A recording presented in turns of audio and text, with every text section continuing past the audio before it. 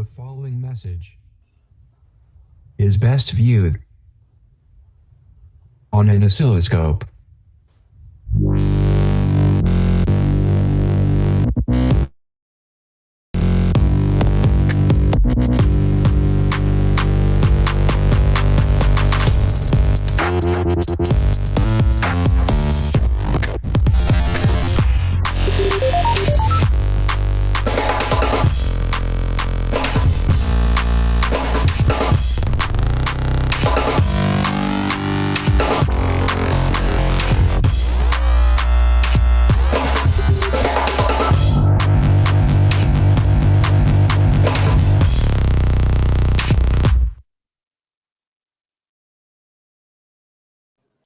Okay, thank you.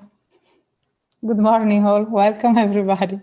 So this dark matter session will mainly focus on different experimental techniques. So we have a lot of exciting talk. There will be 20-minute talk, a 5-minute question.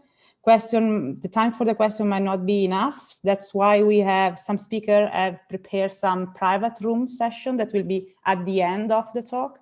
Coffee break are meant to discuss if you wish. The full conference is recorded, but coffee break are not. We will post the recording. There are as well the Mattermost chat if you want to send question and so on. For question, we usually use raise hand on the Zoom, or you can write your question. If you can't speak, you can write your question in the chat, and we'll do the question for you.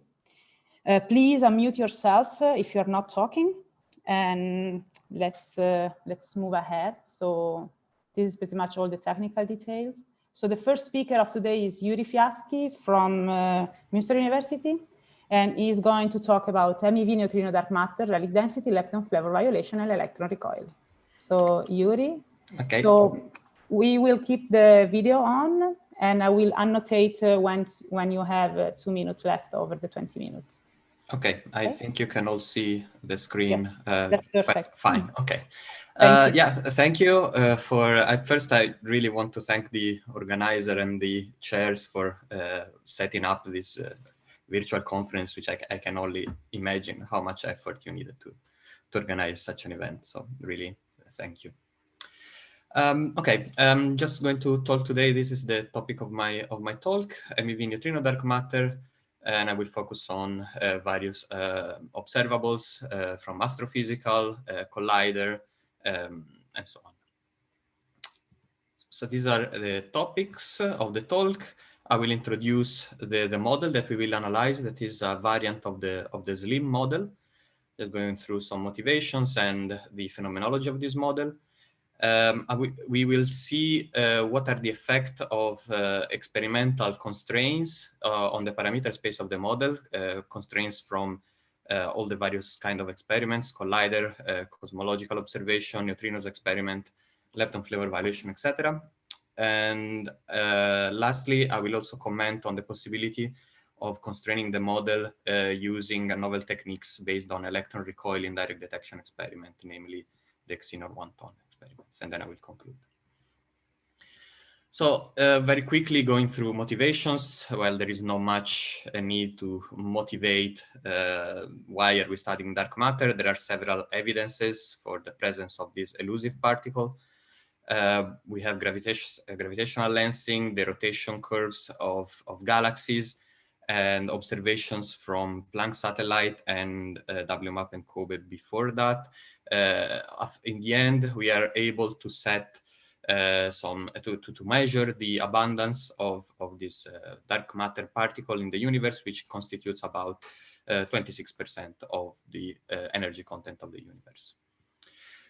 Another BSM physics evidence that we have is related to the existence of neutrino masses, of small neutrino masses. Okay, so from oscillation, we measured the oscillations of eigenstates of neutrinos, and we can only we can interpret this observation by giving a small mass to the neutrinos such that they would oscillate between the mass eigenstates in their interaction basis.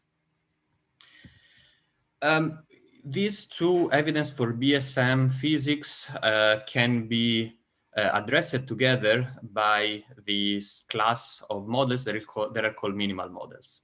So these minimal models, they introduce a minimal amount of BSM fields. Namely, they are classified adding less than 4 scalar or fermion multiplets, which can be either SU3 color singlets, SU2 singlets, doubles, triplets, and so on. Generally, also an additional Z2 symmetry is introduced to stabilize the lightest Z2 odd particle, which plays the role of the dark matter candidate. And in these minimal models, it's very interesting that the two sectors, the dark sector and the neutrino sectors, are connected together. So the neutrino masses are realized radiatively through the new interaction that appear once the dark sector is introduced. And there are several examples of these kind of models that have been studied in the past. The most famous probably is the scotogenic model, but there are also some others that you can see here, listed here. So the first question is, why do we want to study dark matter? Especially, particularly in this model, we will see that we will naturally end up with a very light dark matter of the order of the MeV. While generally GV to TV dark matter is considered in order to explain Rayleigh density and astrophysical observation, there are also strong motivations to study also the MEV, much lighter dark matter, so around the MEV scale. Mainly, with this choice, we can address some astrophysical problems, which are missing satellites, galaxies, the too big to fail problem, and the core problem for inner dark matter density profiles that are listed here, and you can see here what they are related to exactly. So what we do in this, we did in our work is to consider this SLIM model, which stands for scalar as light as MEV. And in this model, the matter content of the standard model is augmented by adding one complex scalar singlet. This is a slight variation on the original SLIM model. The original SLIM model actually considered only a real scalar singlet, while in this in our work we choose a complex scalar singlet, and we will see later why the reason of this choice. Then we also add two singlet right-handed neutrinos this will play the role of right-handed neutrinos that have this twofold purpose. The first one is to, so the lightest will be of the order of MEV and will be our dark matter candidate. And the two generations are necessary in order to generate radiatively the neutrino masses. So this right-handed neutrino will both provide a dark matter candidate and will also generate neutrino masses radiatively. And on top of that, we also add one complex scalar doublet in order to restore symmetry at high energies. This is the Lagrangian of the model. Some terms are highlighted, namely we have in red the right-handed Majorana neutrinos. As we said, these they are introduced for this twofold purpose. Then we have this term that is underlined in blue color. This term is is introduced to softly break the U1 symmetry into a Z2 symmetry, which means that basically this parameter M4 has to be small. And this, again, the Z2 symmetry eventually will be used to stabilize the lightest Z2 odd particle, which will be our dark matter candidate. Lastly, this term that is underlined in green will be very interesting for the phenomenology of the model, because it is telling us that the model is mostly leptophilic, which means that we have a coupling between the new introduced particles, the right-handed neutrinos, and the complex doublet. these are coupled to the standard model leptons. So both the coupling with the neutrinos will be responsible for generating the masses radiatively, while the coupling to the charged leptons will be responsible to some other interesting observations like the lepton flavor violating processes. Okay, in this model, after electroweak symmetry breaking, we have the charged, the new charged scalar particles acquire mass, while the neutral components of the doublet and the singlet, they mix together, and the mass eigenstate can be written as shown here. And you can see that their mass differences can be fine-tuned to be small. We parameterize this small splitting by this parameter epsilon. And if we choose this epsilon small enough, we will be able to explore MEV range for the masses of the of both the lightest new scalar particle and the right-handed neutrinos, which will be the dark matter. Now I will move to the to impose the experimental constraints on the parameter space of the model.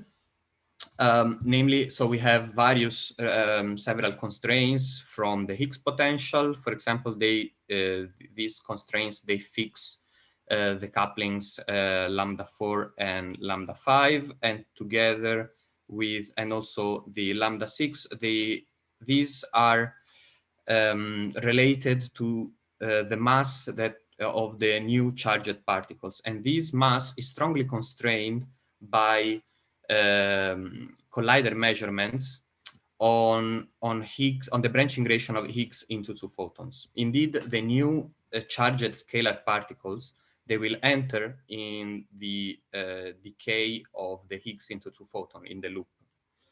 So from the measurements on the branching relation of Higgs into two photons, and also on other constraints from LEP, which set the masses of the scalar particles, of these BSM scalar particles above a certain threshold, which, if I remember correctly, is about 95 GeV or so. So with all these constraints, we are able to bound the parameters lambda 4 and lambda 5 that we set to about 0.1. So with this choice, the Higgs sector and the masses of the charged particles satisfies the experimental bounds. Cosmological constraints instead require, first of all, they do require that the singlet and the doublet mass must be close to each other in mass. So there has to be a relatively small mass splitting between these particles, because this way the dark matter, the relic density, the dark matter that is provided in this model does explain, is able to address all the cosmological problems that we mentioned earlier. So missing satellite galaxies, cusp core, and too big to fail problem. The other couplings of these that appear in the Lagrangian, lambda 2, 3, and 7, they are related only to processes that convert dark matter particles into other of the new BSM particles that we added. So anyway, they do not have too much phenomenological impact. So we just fix them to some values that are suitable for our purposes. Again, we said that M3 has to be not much larger than V for the reason that we said above. And anyway, what we do, we fix the remaining coupling lambda 2, and we vary instead this parameter epsilon. Finally, as we said, since the masses of the scalar and the lightest right-handed neutrino has to be close to each other, we scan we scan their mass ratio between the range 0.1 and 0.98. Finally, the constraints from the neutrino sector. these are taken into account by means of the so-called Casasibara parametrization. So through these clever parametrization, we are able to translate the constraints from neutrinos measurements into constraints on the parameter space of the model. So basically, it's just a redefinition. So the neutrino masses are obtained through the expression that you can see here, which comes from the diagram, the loop diagram that you see above. So this is the diagram that is responsible for the masses of the neutrinos. And by inverting this relation, we are able to set constraints on the lambda 8 parameter, starting from measurements in the neutrino sector, so the PMNS matrix and the mass and the absolute difference in the masses of the neutrinos, which is also something that is measured experimentally. And everything comes out. So basically, after applying this parametrization, once we put we give as input the neutrino measurements, we automatically obtain a lambda 8 parameter that generates the correct masses of the neutrinos as well as their mixing. So we immediately recover their masses and the PMNS matrix. So all in all, basically, we have a long list of parameters, and we have performed our phenomenological study using this chain of tools. So we implemented, we wrote the Lagrangian in a specific form that is useful to as input in SARA. With SARA, we have been able to generate Feynman rules and Spheno codes and micromega codes that can be compiled. Spheno is used to generate the spectrum of the model for each parameter space point, and also to calculate some of the low energy observables. And with micromega, instead, we use it to calculate the relic density for each parameter space model. The first observables that we checked was the relic density. As you can see in this model, we can obtain a really large. We can obtain relic density in a really large range. However, you can see this blue line in the plot in the top left. This one sets the exactly the relic density that is measured by the Planck collaboration. And if we project all these parameter space point on this line, we can see that we still have a reasonable number of parameter space points which satisfies the relic density constraints. And you can see that the range of the dark matter particle, which is our lightest right-handed neutrino, can go from a few MeV up to about 10 GeV. So in this model, this is the range of dark matter masses that we explore.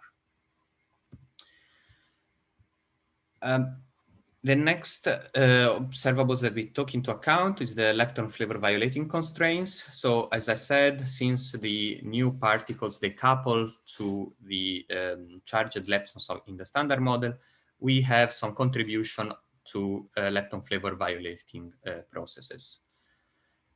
Here we consider first the constraints from MEG experiments on mu to E gamma, in the conversion mu to E gamma, but very similar constraints can be obtained if one considers other lepton flavor violating experiments, such as the conversion mu into 3 electrons, or the capture of a muon in titanium going to electron in titanium. Anyway, you can see that these solid lines, in the plot, they correspond to the current limits, while the dashed line is just a projection of future limits. Anyway, you can see that basically the imposing lepton flavor violating constraints on this particular observable strongly constrains the parameter space of the model, mostly actually this lambda 8 parameter. You have the lambda 8 coupling to the electrons in the x-axis, and in the color scheme instead you have the coupling to the muon. So basically, from these constraints, this lambda 8 coupling is constrained to be below 10 to the minus 2 or 10 to the minus 3. And future measurements will increase these bounds by roughly a factor 4. The last constraints that I want to talk about concerns the possibility of detecting the interaction of dark matter particles with electrons in direct detection experiments. So this is quite a novel thing. Generally, yeah, thanks for 2 minutes left. Generally, one would consider the scattering of dark matter particle over nuclei.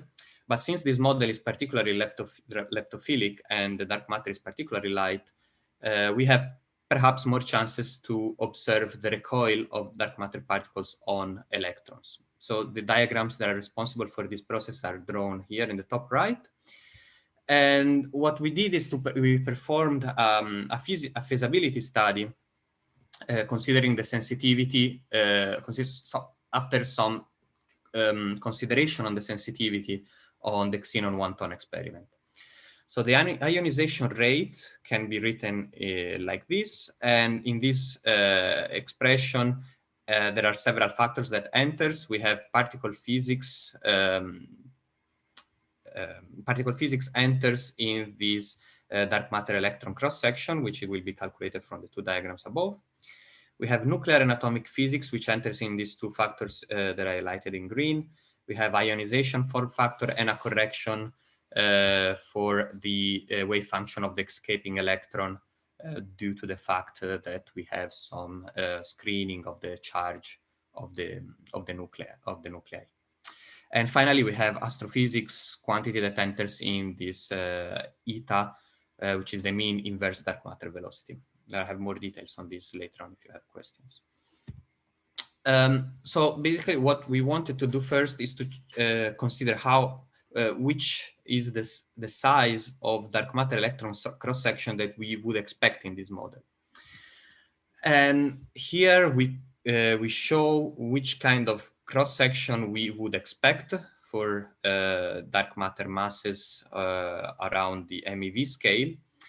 And as you can see, even for very large lambda 8 coupling, and with very large, I mean, we cannot go above 10 to the minus 2.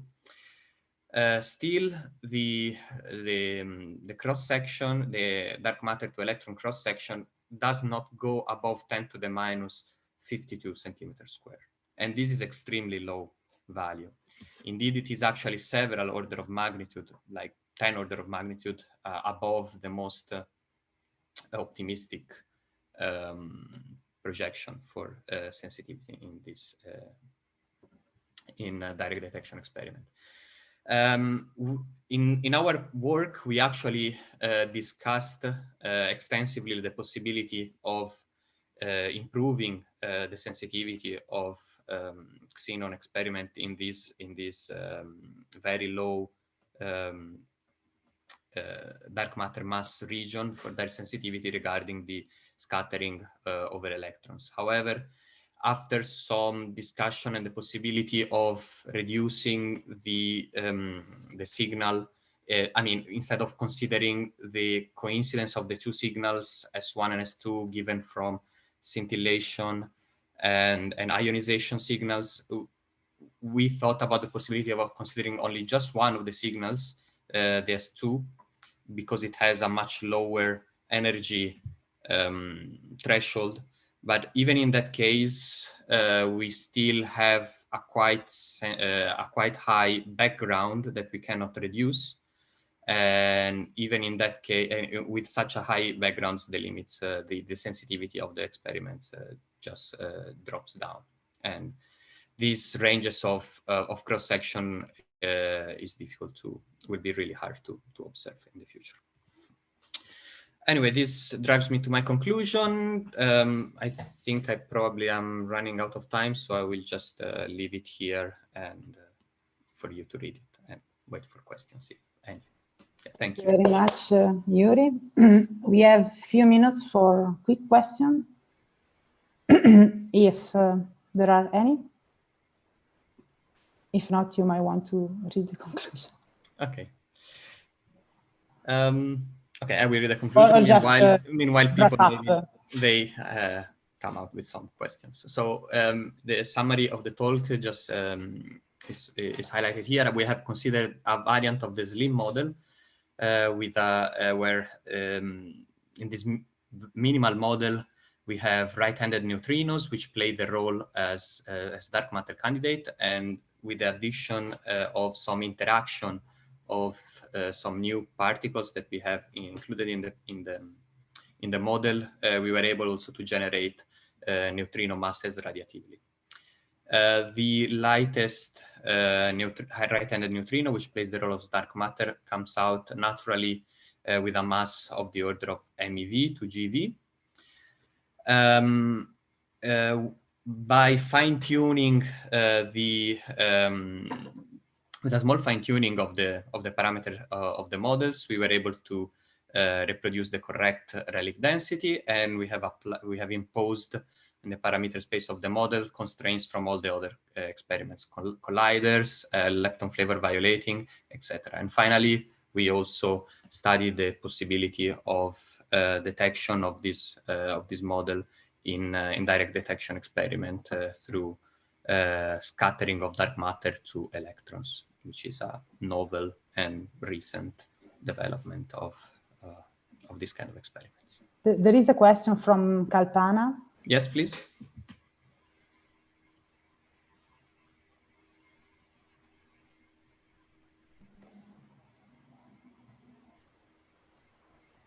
You would need to unmute yourself. Okay. Okay, thanks. Yes. Hi. Hello. Can you listen? Can you hear me? Yes. So I have a question. That is the dark matter. Is it a mixture of the right-handed neutrinos and the scalars? Yes. Yes, indeed. The mass eigenstates. I have it here. Yes. So we have in the model we have two scalar.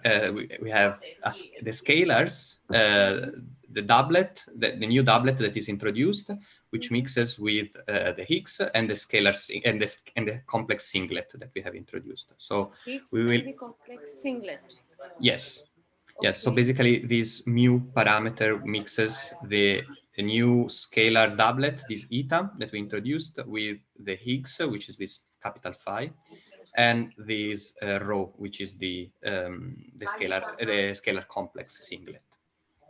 And these they mix together, giving rise to a light scalar, actually two light scalars, one real and one imaginary, and two that are heavier.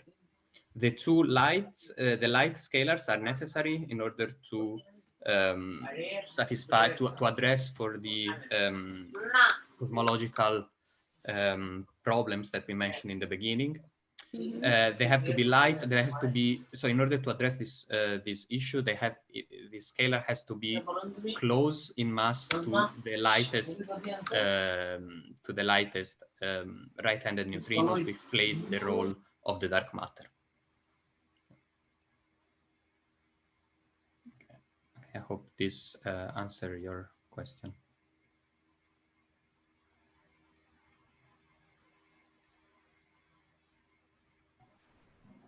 Okay. Thank you, Yuri, again. Okay. So, Katerina, would you like to introduce the... Okay, I can stop sharing. Yes, thank you. Yes. So we have now the next talk, and it's if you can start sharing the slides already. It's about the scintillating bubble chamber for dark matter and also reactor CE new NS. I hope I pronounced it correctly. So this is Pietro Giampa from Triumph. Hi, thanks for the introduction. Of course. Okay, yeah, I'm very excited to talk about the scintillating bubble chamber, or SBC experiment. I hope everybody can hear me. I've decided that I will, that I will skip the general math introduction and talk directly about the SBC overall strategy and kind of why are we doing this and kind of what is the plan for SBC. And then I'm going to talk about the SBC experiment itself. And then give a quick update on what the current status and timelines are, and wrap it up as conclusion. So let's jump straight in with the SBC strategy. In order to talk about SBC, I really have to talk a little bit about how bubble chambers work to begin with. And so if we look at the top left plot, if you take a standard fluid, you're going to sit somewhere in the pressure versus temperature parameter space, like this blue dots here. In your liquid phase, and that corresponds to a Gibbs potential that is shown on the right-hand side with one single settle point. But you can imagine that if you can bring the pressure down very slowly, say from the blue point all the way to the red point, you move from the liquid to the vapor phase, but you don't actually change phase. So you remain in a fluid state, and you're now in what it's called a superheated fluid state. And the corresponding Gibbs potential on the other side for the blue point now becomes the red line, which has two settle points, one lower. And that's quite important because if we have a particle interaction with the superfluid, we know that energy deposition in any material leads to either, many mechanisms, whether it's scintillation, ionization, or the formation of heat.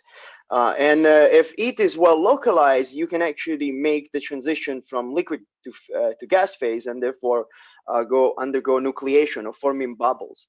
And that's quite important because the heat is to be fairly localized to do so. And we know that there is a big difference in the EDX between nuclear recoil and electronic recoils.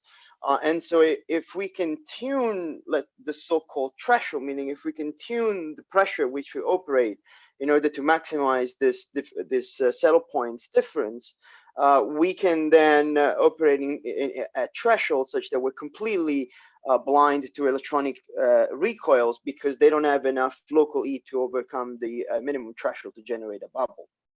And so those little detectors have become extremely useful lately for low background application, and PICO is one great example on the right-hand side. But then if you think about turning the fluid into a liquid scintillator, say for instance, if you take a liquid noble like argon or xenon, you get the benefit that a fraction of the deposit energy by the particle also goes into the scintillation mode, which you can then use to interpolate more physics.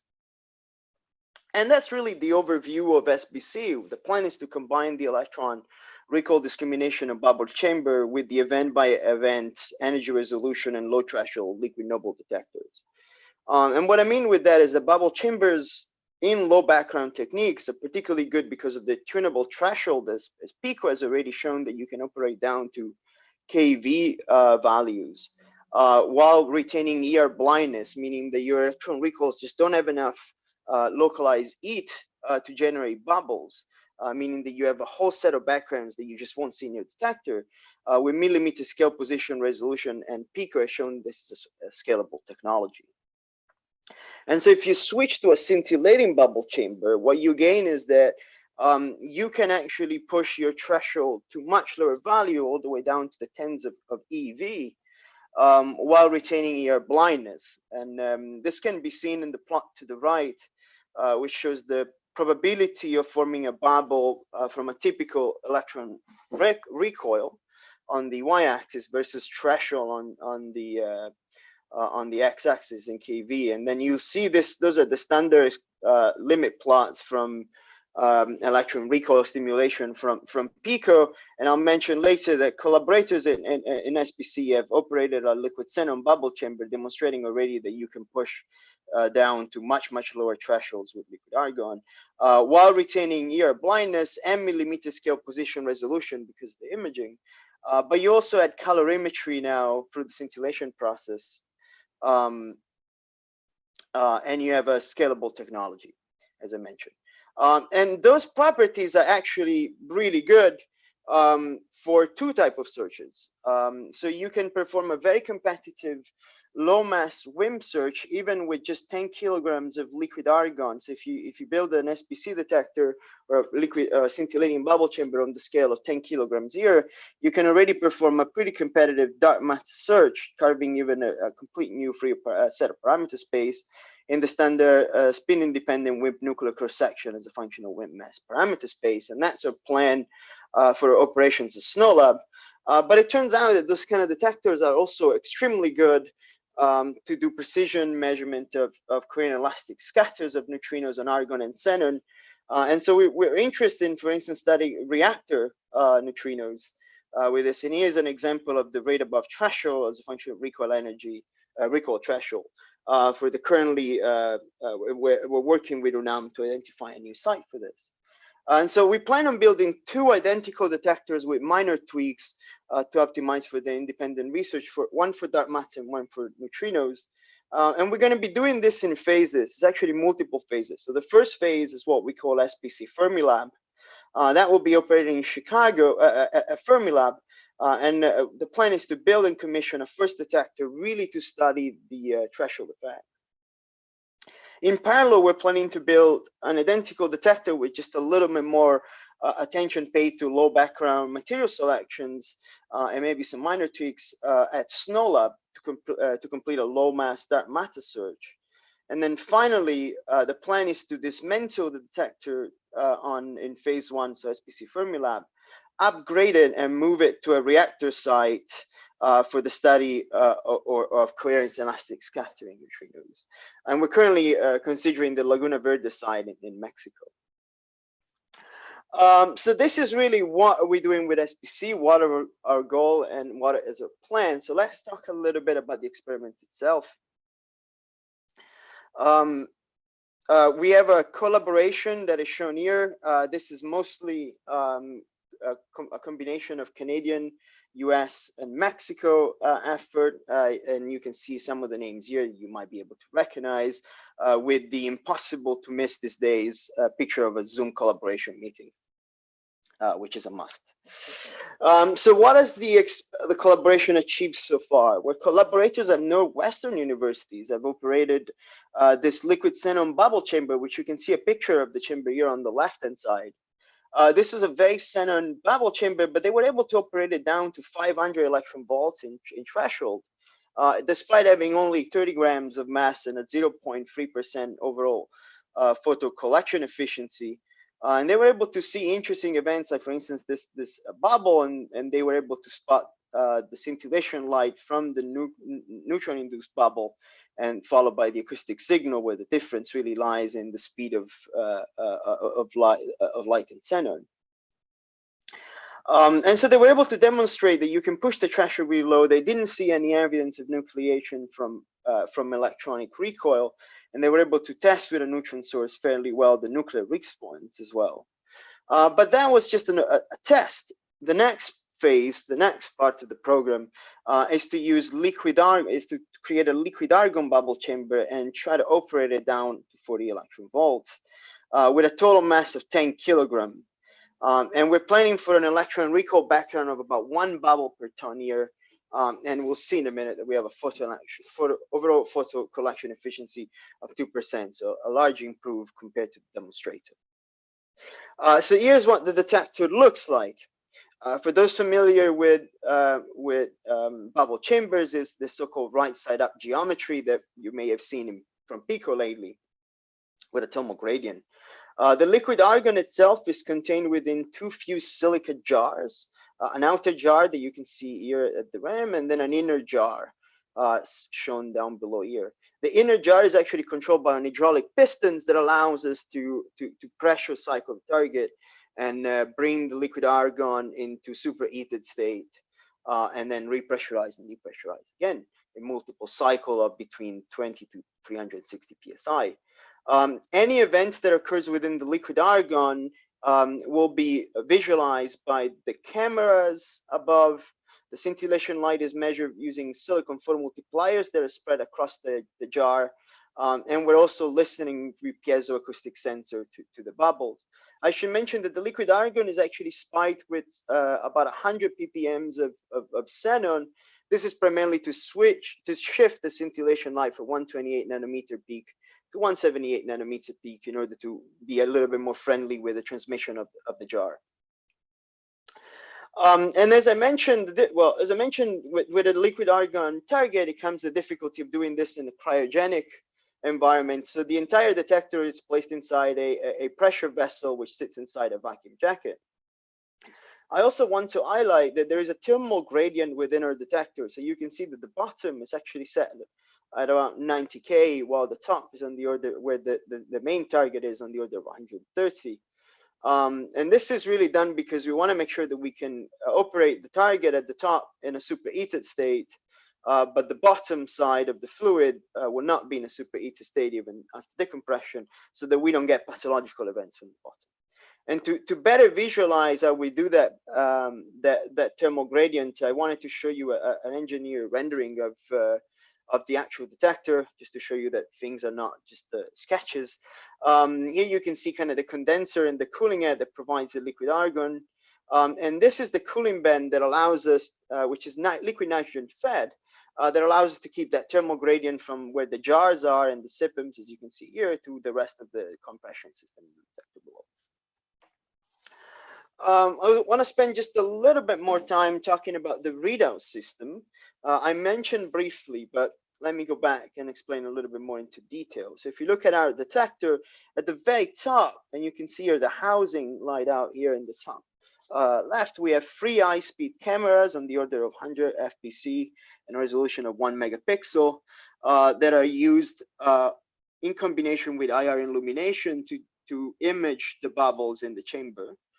Then alongside that, we have 32 Hamamatsu VV4 quads, silicon photomultipliers, that are spread across the outer jar, as you can see here, wraparound reflectors material completely across the jar, and allow us to detect the scintillation light emitted by the stimulation of the liquid argon, all the way down to a 5 kVNR estimated nuclear interactions. And finally, we also want to listen to the bubble. So we have 8 piezo transducer laid out across the jar at the bottom. Those are quite important because as we have learned from other bubble chamber, the ability to listen to bubble enable us to decouple particle IDing within the nuclear recoil definitions between neutrons and alphas. So one natural questions that you might want to ask yourself after seeing what the detector looks like is how low in threshold can SPC really go? So this really becomes a threshold game. And so we know that historically, so we know that electron recoil, can lose up to 10% of the deposited energy through heat. This actually mainly occurs just after the recombination in the simulation for argon and xenon particularly. And this seems to be consistent with historic results of liquid argon bubble chambers observing tracks on the order of tens of electron volts in threshold. Now, one of the things that it's quite important to mention is that thermal fluctuations have to be extremely well understood in order to pin down and understand processes at the order of tens of eV in threshold. And what I mean with that is that you really need to understand the boundaries of your first continuum, which is shown here on the plot on the right. To really understand how localized your heat distribution in per ER interaction is. However, with a current understanding of thermal fluctuation at threshold, we expect the SPC detector to be able to run with a background of 1 bubble per turn year from electronic recoil interactions at a threshold of 40 EV. For liquid argon. And I should mention that the very purpose of SPC Fermilab is to stress test this and really study this very precisely. And so to do that, we need also a calibration plan for this study as well. And this is really where the beryllium-9 photoneutron source comes about. There are some challenges, obviously. We're limited to the number of bubbles per day that we can generate simply by the compression rate in our chambers. And we want to make sure that we have a source that we can also extrapolate good information from the SIPM's coverage. So we decided to go with this beryllium-9 because being a photoneutron source allows us to really not be swamped by gammas, like most standard MB sources really are. And our plan is obviously to study neutrons interaction and gammas interaction separately. So we wanted a source that will enable us to decouple that. So that's our plan. What is the current status? So we're not just designing stuff or planning stuff anymore. We've been building stuff since the beginning of the year. So one example is that the electronics, for instance, for the photo readouts are completed now in Fermilab. You can see the various components of the inner assembly of the detector are already ready and have been tested at Fermilab, like the piston shaft, like the pressure vessel, the vacuum jacket. You can see the pressure vessel being tested outside of Fermilab. The process system is being built. Obviously, things came to a stop with COVID, but nevertheless, we're now slowly being able to start making moves again. So here's what our plan and tentative schedule going forward is. Please take this with a grain of salt, as we are all trying to understand the impact that the pandemic has on our schedules. So we're getting access and to laboratories and access to different spaces. So we're trying to learn more, but obviously keep in mind that the schedule is very fluid as we're all moving forward. So our plan is to continue, now that we're getting access to some of our construction site, to continue the SPC Fermilab construction, which started earlier this year, with the goal of finishing in the first trimester of 2021, followed immediately by the operation of this SPC Fermilab detector, really with the goal of studying events, neutrons, nuclear recoil, and electronic recoil at threshold, and understand the impact of thermal fluctuations to a threshold. In parallel, starting in the last trimester of 2021, we want to start building the SPC SNOLAB detector on site, and some preparation for that obviously have already started. And we have taken the opportunity of the, let's say, break that we have taken from SPC Fermilab construction due to the pandemic to start fast tracking some of the processes for SPC SNOLAB. The plan is to complete the construction by the last trimester of 2022, and then start the operation with a first dark matter results to follow shortly. And then in 2023, the plan is to repurpose the SPC Fermilab chamber into the SPC 7's chamber for the study of Korean elastic neutrons scatterings at the reactor site in Mexico. So I might be a little bit ahead of time, but it's probably for the best. We're getting a little bit of time back. So let me draw some conclusion. Hopefully I've shown you that scintillating bubble chambers provide a unique technique for low mass WIMPs detection in a scalable option with ER blindness, given low thresholds all the way up to 40 eV. We're planning on doing very detailed calibration studies for a liquid argon bubble chamber after some of the collaborators have already tested a liquid xenon bubble chamber at Fermilab, which we expect to start in 2021. And we're gearing up for our dark matter study at SNOLAB by late 2021, where we anticipate starting the construction of the detector with first results by 2022.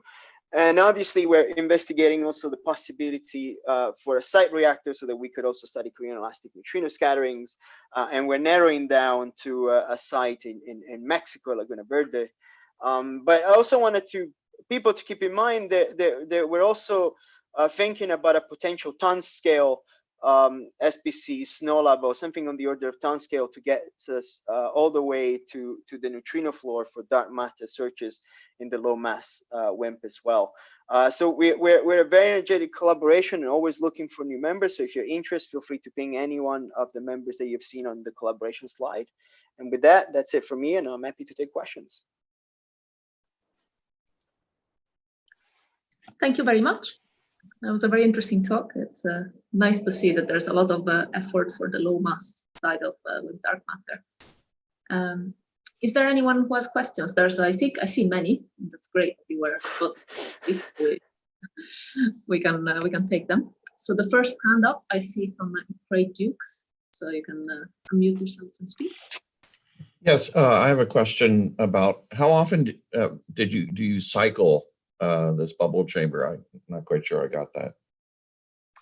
So for cycle, we really repressurize the chamber every time we have evidence. Well, every time we see we trigger the chamber. So it really will depend on which mode you operate with and at what.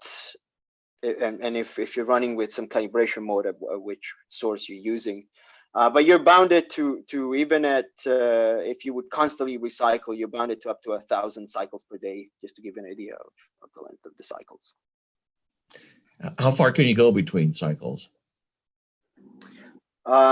That's a very good question. I would have to go back and think about it before I can give you an answer. Sorry about that. Thank you. Then we have, in order of hands, Adriano Di Giovanni. Yes, thank you for your talk and great idea and beautiful detector. So I was thinking that since you are actually considering of doping the argon with xenon, actually I don't remember the exact number, but there is sort of magic number for the concentration that actually increase a lot the infrared emission. So you could even exploit this channel in order to recover a bit the light collection. And of course, then you need to also add a proper detector. But since you are using liquid argon doped with liquid xenon, so I think it's worth investigating this possibility. Yeah. Thank you very much for the comment. It is an extremely valid comment indeed. We are aware of the IR emission, especially after in argon after xenon pollution, and so we're actually undergoing we're about to start a more detailed study of the xenon doping with a few other collaborators and some out of collaboration members, in order to understand exactly, as you said, where the correct balance is in between maximizing 178 nanometer light and IR light. So yeah, thank you very much for the comments. Very well taken, and we'll study that for sure to optimize that. Thank you. And then we have a question from Ablet. Okay, thanks, and this very interesting experiment. So, just a simple question: how do you distinguish between the events from the dark matter or from WIMPs compared to the events from background? Right. So in that respect, it becomes very much like any dark matter search. In say the plot that you see really on the bottom right hand side. So it really becomes a matter of modeling your background extremely precisely, and then look for deviation in your background model in the parameter space that you expected WIMP interaction in your detector. So you really it really becomes a counting exercise. And then depending on if you do see a signal, depending on how intense that count is, you can reconstruct then basic properties of a potential signal like mass and intensities, or I guess local densities. Okay, so in that case, for example, for the data taking, how long are you planning to run the detector? Like several years? Right. So yeah, exactly. So you expect I would say at least a couple of years of operation. There's obviously you got to walk a line between maximizing your exposure and whatever your funding allows you to do, obviously. But yeah, we're talking about multi-year program operations. Okay, thanks. No worries. Then we have one more question by Paul Mother. Yeah, hi. Maybe you've said it, but the superheated state, how stable is it? Do you have to keep the pressure really, really tight, or is it a lot more stable than I imagine? So again, they're really this really goes. I assume you're obviously talking about operating at as low as threshold as you can go. So that's really what we're planning on doing with SPC Fermilab. So we want to understand exactly the stability and the performance at our target threshold of 40 eV. And that includes also the ability of our system to deliver a stable operation at that particular threshold. So we know from other bubble chambers that the stability at threshold is very good, and the operation at threshold is very good. But as I mentioned in liquid argon, we also have to deal with internal physics that are currently unknown, like thermal fluctuations and so on. So we're planning to study that very methodically all the way down to the 40 eV. But remember that the beauty of this detectors is that you can always change at what level you depressurize to run at higher thresholds if you want. So if it turns out that your threshold, for instance, I'll give you a random example. Say you're running a liquid xenon bubble chamber. It turns out that your threshold at 200 eV is too low and it's not stable enough. You can always upgrade to 300 and so on. So it really becomes then a game of where you set your threshold. But we're hoping that at 40 EV we're confident that at 40 EV we should be able to operate stably. Thank you. No, welcome. So thank you very much. A round of virtual applause for the speaker again, and we can move on to the next talk. Can I ask a question? Sorry, I can't raise my hand. So, Pietro, what are the background assumptions that you consider for the exclusion plot? It's one bubble per ton year, or? And the one bubble, yeah. So that's the. What is the back? So you show the plot, no, for 10 kilogram years and 1 ton. Yeah, so that's our expected background, which includes contribution from standard component, standard environmental components plus the inner detector components to the best of our knowledge right now, obviously. And that's the on the order simulation. Yeah, and so that's the design. Yeah, and so we use the simulation to tune the design to 1 per ton year. Okay, I see. Okay, thank you. Sorry. So next, thank you, Pietro. So next speaker is Francesco Pandolfi. So if you want to start sharing the slide. And he is going to talk about carbon nanostructure for directional light dark matter detection. And Francesco is from INFN Roma. So we can see the slide. Thank you. Yeah, let me unmute. How do you do that? Oh, I was unmuted. Okay, let me share again. Sorry. All right. I just had a power cut at my flat 5 minutes ago, so I hope that doesn't happen again during the talk. Anyways, yeah, hi everybody. So yeah, I'll be talking about carbon nanostructures for directional light dark matter detection. I'm going to show you some recent results of the R&D we've done in Rome and Princeton over the past months. So the starting point is this plot. We all know this plot. We've seen it 1,000 times. The exclusion cross-section as a function of dark matter mass. And we also know that to move around in this plot, there's basically 2 directions. There's the vertical direction that you can go down and get better limits if you increase your exposure of your detector. And this obviously typically means large mass. We all know that these limits are all dominated by these multi-ton experiments that we also saw in the previous talks that were mentioned. And then you can also move horizontally in this plot, and that would by changing your threshold, by lowering your threshold, you can achieve better limits moving to the left.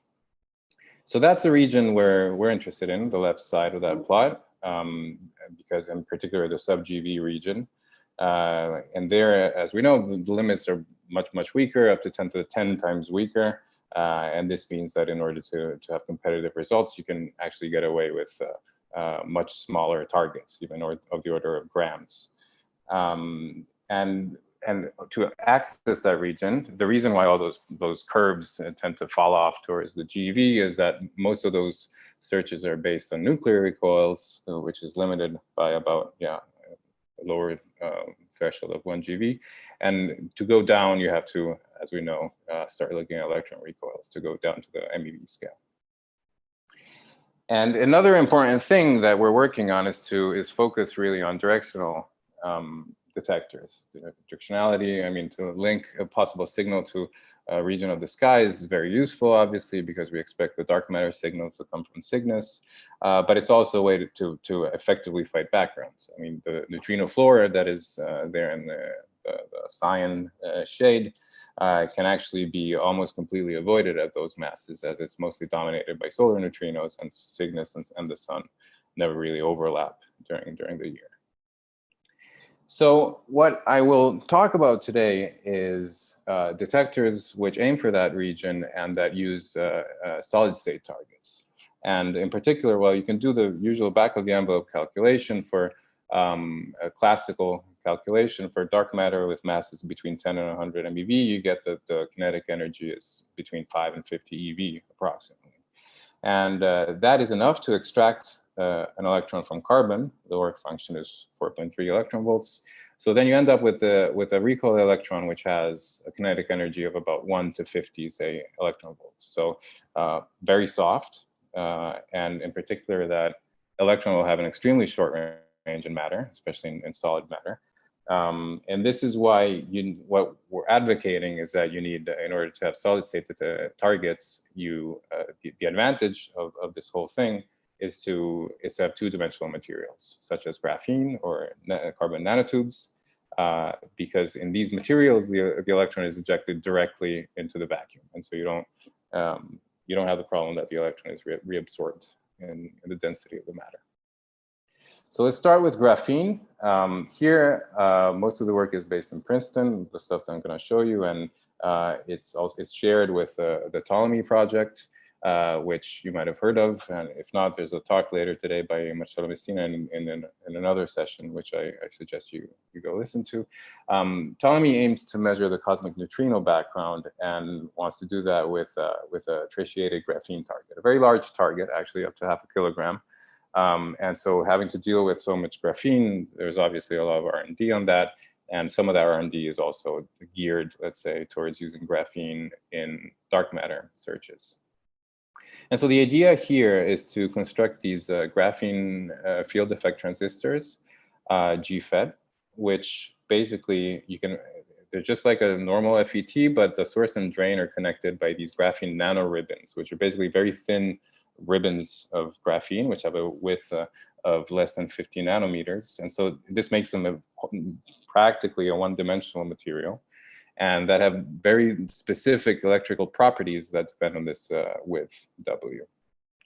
And so what you see here, what I'm showing is some recent results. So you can see the nanoribbon in question that has produced these results is shown. There's a scanning electron microscope image in the top left. So you can see the ribbon is actually that little line, the vertical line, and it's 3.5 microns long and has a width of 35 nanometers and connects these two contacts, the source and the drain.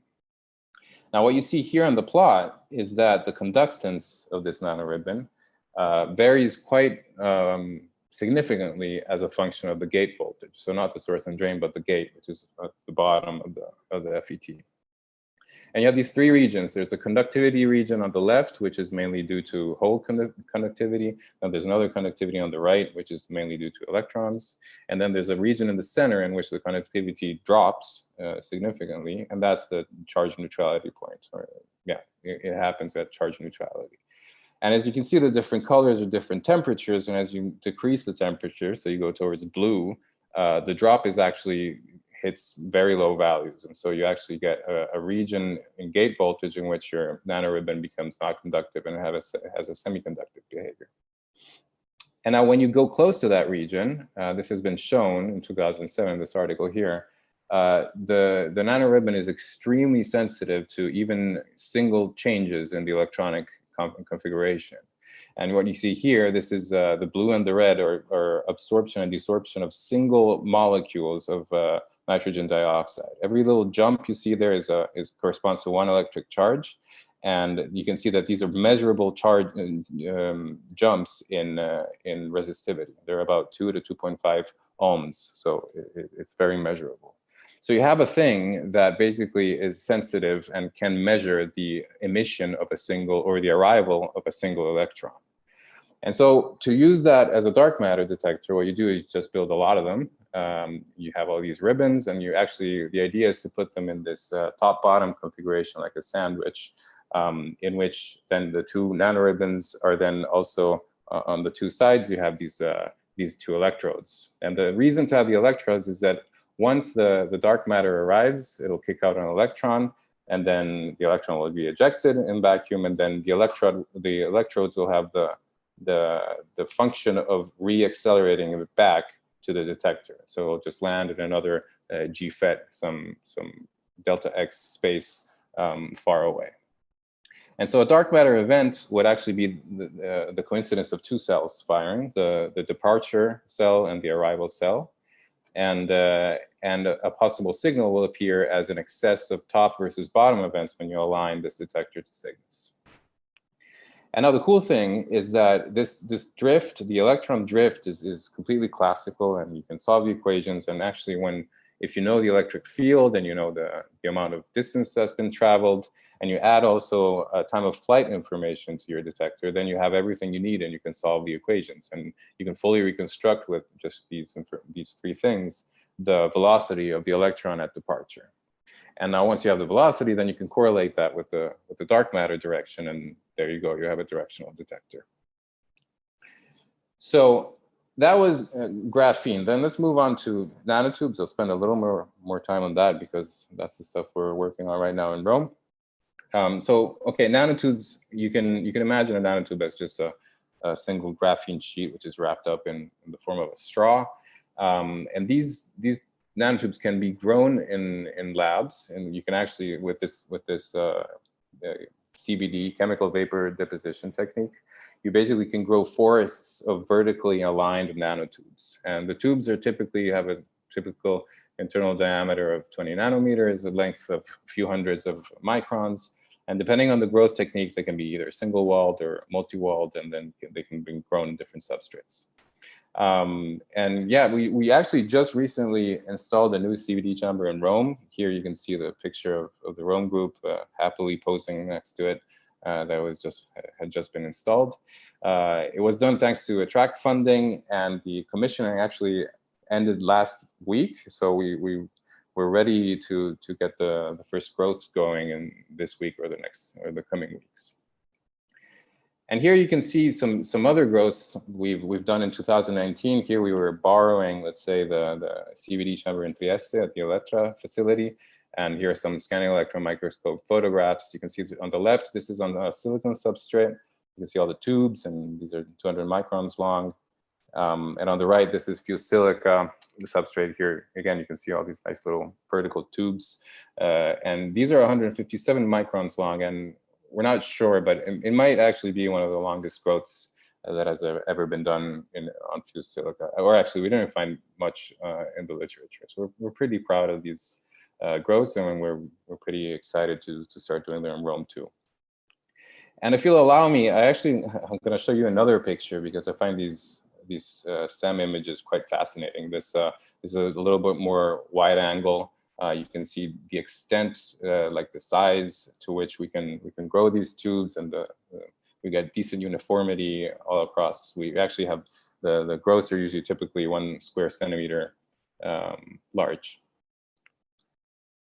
And so how does this work for dark matter? Well, the key idea here is that once you do grow these nanotubes, you get a piece of matter which has highly non-uniform density. And this is shown actually by these plots here. The tubes were bombarded with argon ions, and they were bombarded either laterally on the sides of the tubes or longitudinally, so inside the tube axis, let's say. And you can see here in the plots the results of Raman spectroscopy after these two bombardments. And you can see that in the case of lateral bombardment, the pristine Raman spectrum is already there after only 15 microns of depth. So the damage is contained in the first less than 15 microns. Whereas after longitudinal bombardment, you see that the damage is present throughout the whole length of the tube down to 180 microns. So this proves that the density along the tube axis is much lower than the density and on the lateral side. So this actually works out nicely, at least we think, for a dark matter target, because you would have a target in which the electron, the recoil electron, would be able to escape the target only if it's traveling in the direction of the tube axis.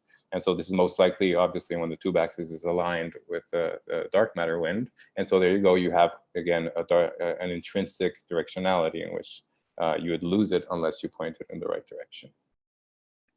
And so the idea, the concept we have is what we call the dark PMT. And you can see it here. It basically, conceptually, it works like a PMT in which you have a cathode on one side. We call it a dark photocathode, in which you have, instead of photons coming in, you have the dark matter wind. They would kick out the electron escapes the tubes if it goes in the right direction, and then it's accelerated by an external electric field. And then on the other side of the detector is just detected by some solid state electron counter, like an APD or something like that. And so the measurement would actually be, you would have these two sets of detectors. You would point one of them in the direction of Cygnus, and then the others in some other orthogonal direction. And then you would look for a significant excess of the ones pointing in the right direction compared to the other ones. And so if you wrap it up and see the expected performance, here you see in the plot, you see the expected cross-section, the excluded cross-section for these two concepts. And so in black, the GFET, and in blue, the dark PMT. This is an exposure of 1 kilogram times 1 year. So, I mean, obviously it's large. We're probably not gonna have a kilogram of graphene, but just to give you an idea. And I mean, here you can see that the two concepts have pretty much similar expected performance. They both peak at around, better peak sensitivity around 20 MeV or something, and they reach down to a few MeV. And so if you want to put it, I mean, if you want to compare it to the usual plot we look at, this curve would be somewhere around there. So it would be at the left side of the plot and kind of, yeah, have this shape. So as I showed you, one of the key experimental challenges of this dark PMT concept is that you're going to end up with an electron that even after being accelerated by the electric field, it will have order of a keV energy. And so you want to make sure that whatever you have on the right side of the detector can detect a keV electron with high efficiency. So this is what we've been working on in the past months. The benchmark technology is to use avalanche photodiodes, simply because we have know-how. It's simple, it's cheap, and easy to use. And what we're using right now is these Hamamatsu windowless APDs that have an internal diameter of 3 millimeters. But then we're also considering, as an upgrade, to switch to silicon drift detectors, because they would obviously be a little more expensive, but they would give us ultimate energy resolution for this energy range. And for those, these are the ones we're working at, that we have. These are produced by FBK in Italy, and then the electronics is designed and produced by Politecnico di Milano. And what we have to characterize these silicon detectors, we have a beautiful, actually, electron gun facility at University of Roma Tre.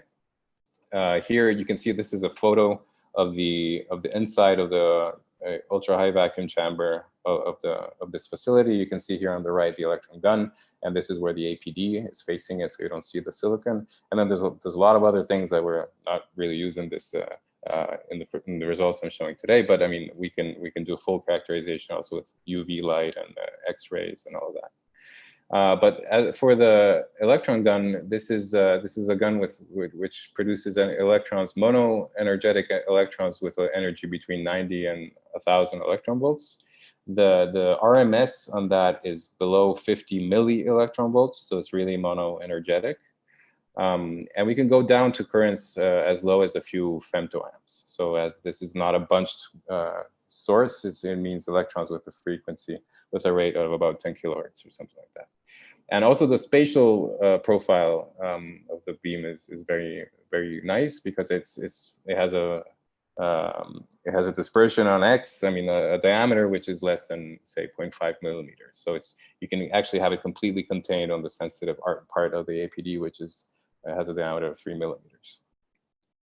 And what you see here, so some results on the calibration of these APDs with low energy electrons. I mean, APDs are designed for photons, so I mean, it wasn't completely trivial to use them for low energy electrons. What you see on the left is what happens if you keep the APD off, so switching off the bias, and then just shooting the electron beam all across its surface and reading. So the z-axis is just reading the current which is drained by the APD as you're shooting with the gun. And what you can see is that what we get is a nice little, let's call it electronic image of the APD, in which you're not only sensitive to when the gun is passing over the silicon, but you're actually sensitive to seeing all the electrical contacts that you have around the APD, and you can get this nice image. And then instead on the right is the calibration curve that we get with the APD at nominal bias of 350 volts. And here you see the APD current as a function of the gun current. And you can see that there's a nice, this is the calibration curve if you want. So there's a nice linearity. The fit looks nice. The intercept is compatible with 0. So yeah, this is a nice result. And finally, yeah, I showed you this prototype, the dark PMT prototype, and we actually built one. We called it Hyperion. It's been assembled in Rome, and it's actually, you can see, I mean, here this is a technical design in which we expect to have nanotubes here and the APD over here, and then the electric field between them. And here on the right, you see the prototype, the actual photograph of the prototype, which is sitting in our lab right now, and it's been assembled and it's actually ready for the first tests, which we will do next week or in the coming weeks. Okay, so these are my conclusions. I showed you that carbon nanostructures, they offer exciting new possibilities in searches for light dark matter. In particular, the advantage here is that we're using two-dimensional materials, and so we can minimize the problem of electrons being reabsorbed in the matter because they're ejected directly into vacuum. And I showed you these two detector concepts, both which have directional sensitivity. So the GFET made of graphene nanoribbons and the dark PMT made of aligned carbon nanotubes. And yeah, there's been a lot of exciting R&D both in Princeton and Rome. In Rome in particular, we have a new CVD chamber with which we start to, we expect to start growing nanotubes very soon. And the dark PMT prototype, which is ready for the first tests. So here my last slide is just the full list of contributors. And yeah, thanks a lot. Thank you, Francesco. Thank you for the very nice talk. Are there any questions?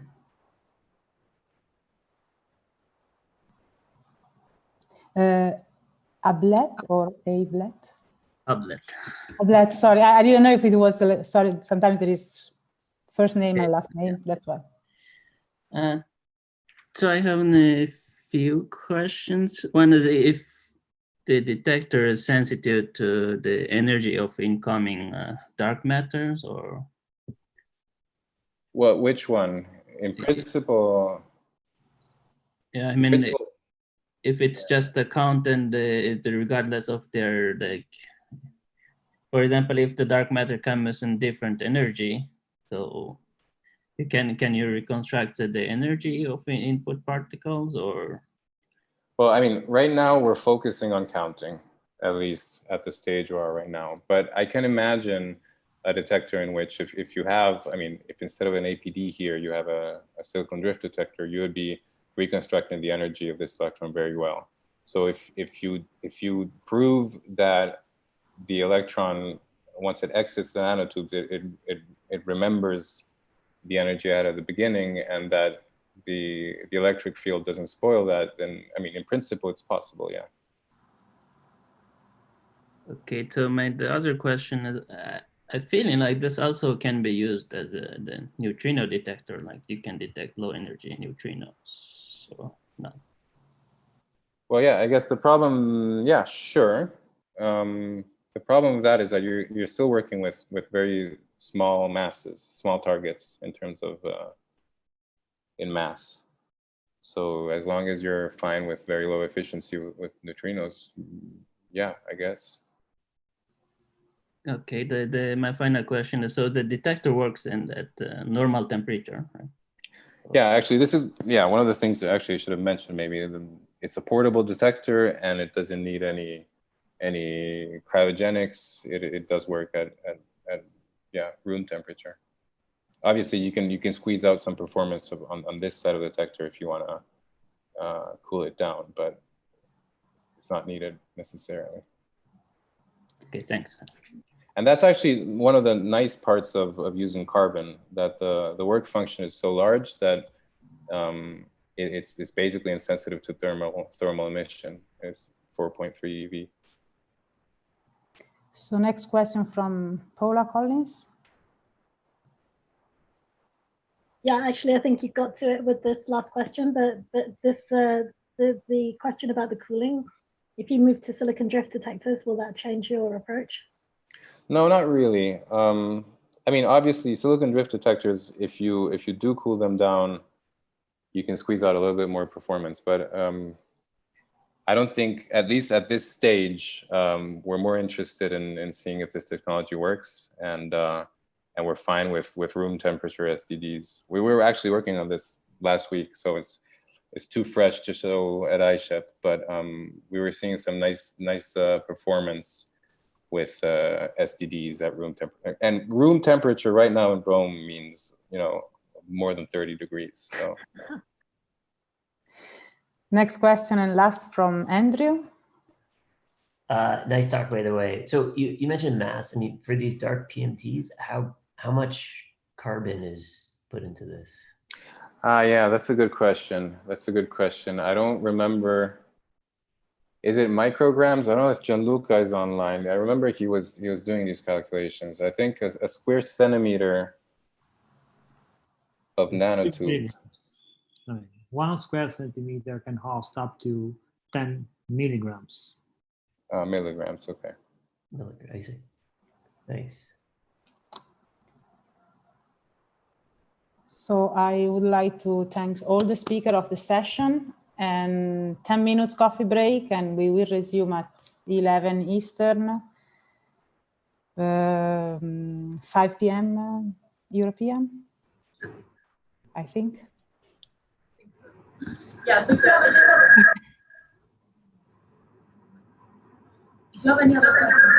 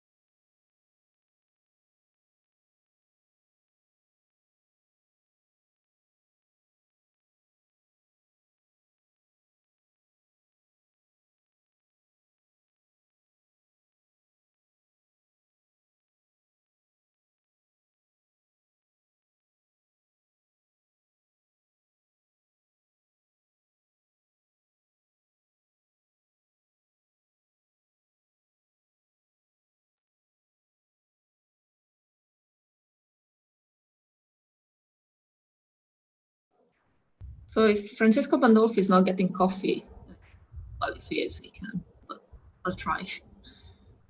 The connection to Ptolemy is interesting because I remember hearing a talk where they were saying that they're testing multiple different technologies. So is there a timeline and an idea of when they'll choose?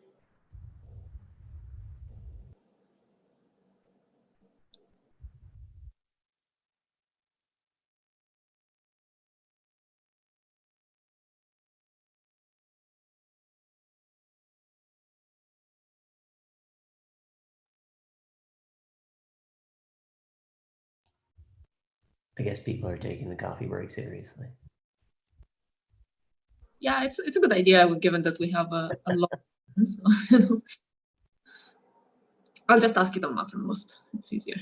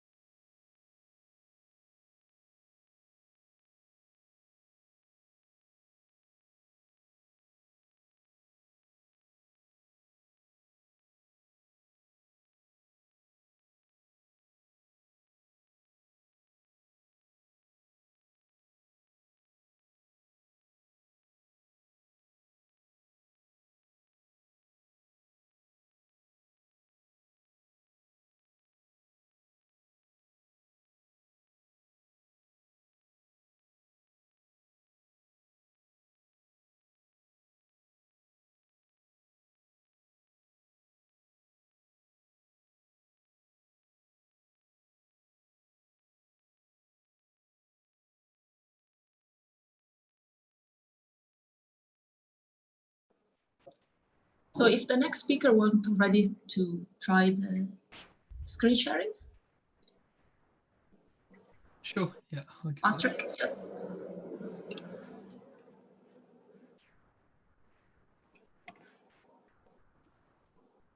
Okay, do you see that? Yeah, that works. So let's see if Rihanna is also there. Yes, I'm here. Yeah, okay, so can you try sharing for a minute? Yeah, sure. So we just get everyone set up. Okay, so let me check my... Then we go back to Patrick. Okay. Sure. Yes, so I think it's working. Yes, and then we have a small test for Paolo.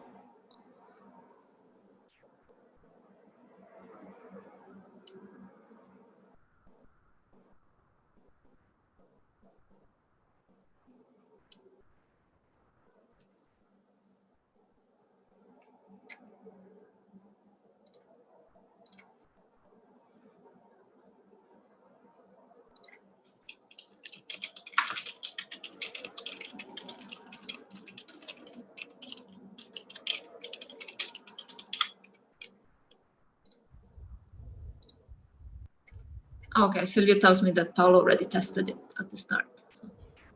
No need. Okay, so we will start in a minute with Patrick. Okay, shall I share now? Ready? Yeah, it's good. Thank you.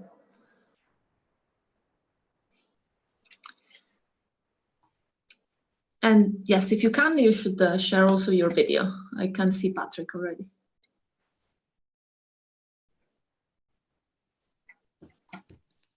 And I don't know if I saw Adriano, but turning on the video is easy enough.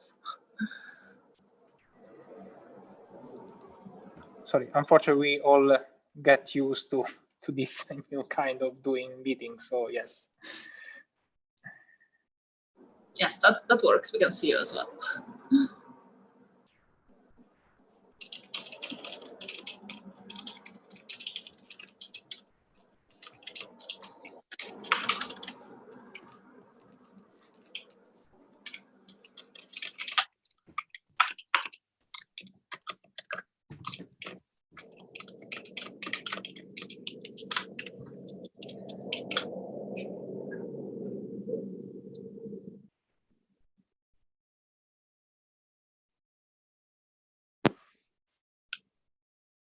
All right, I believe it's time to restart the session. I hope everyone had enough coffee. And so it's the turn of Patrick Knight on NewsG, a search for light dark matter with a spherical proportional counter. So the floor is yours. Okay, thank you for the introduction. Yes, so I just want to talk about the NewsG collaboration, our project, and the search for light dark matter. So I'll talk through the detector concept, our first results, and then a discussion of our current work and our future plans. So first, a little bit of context.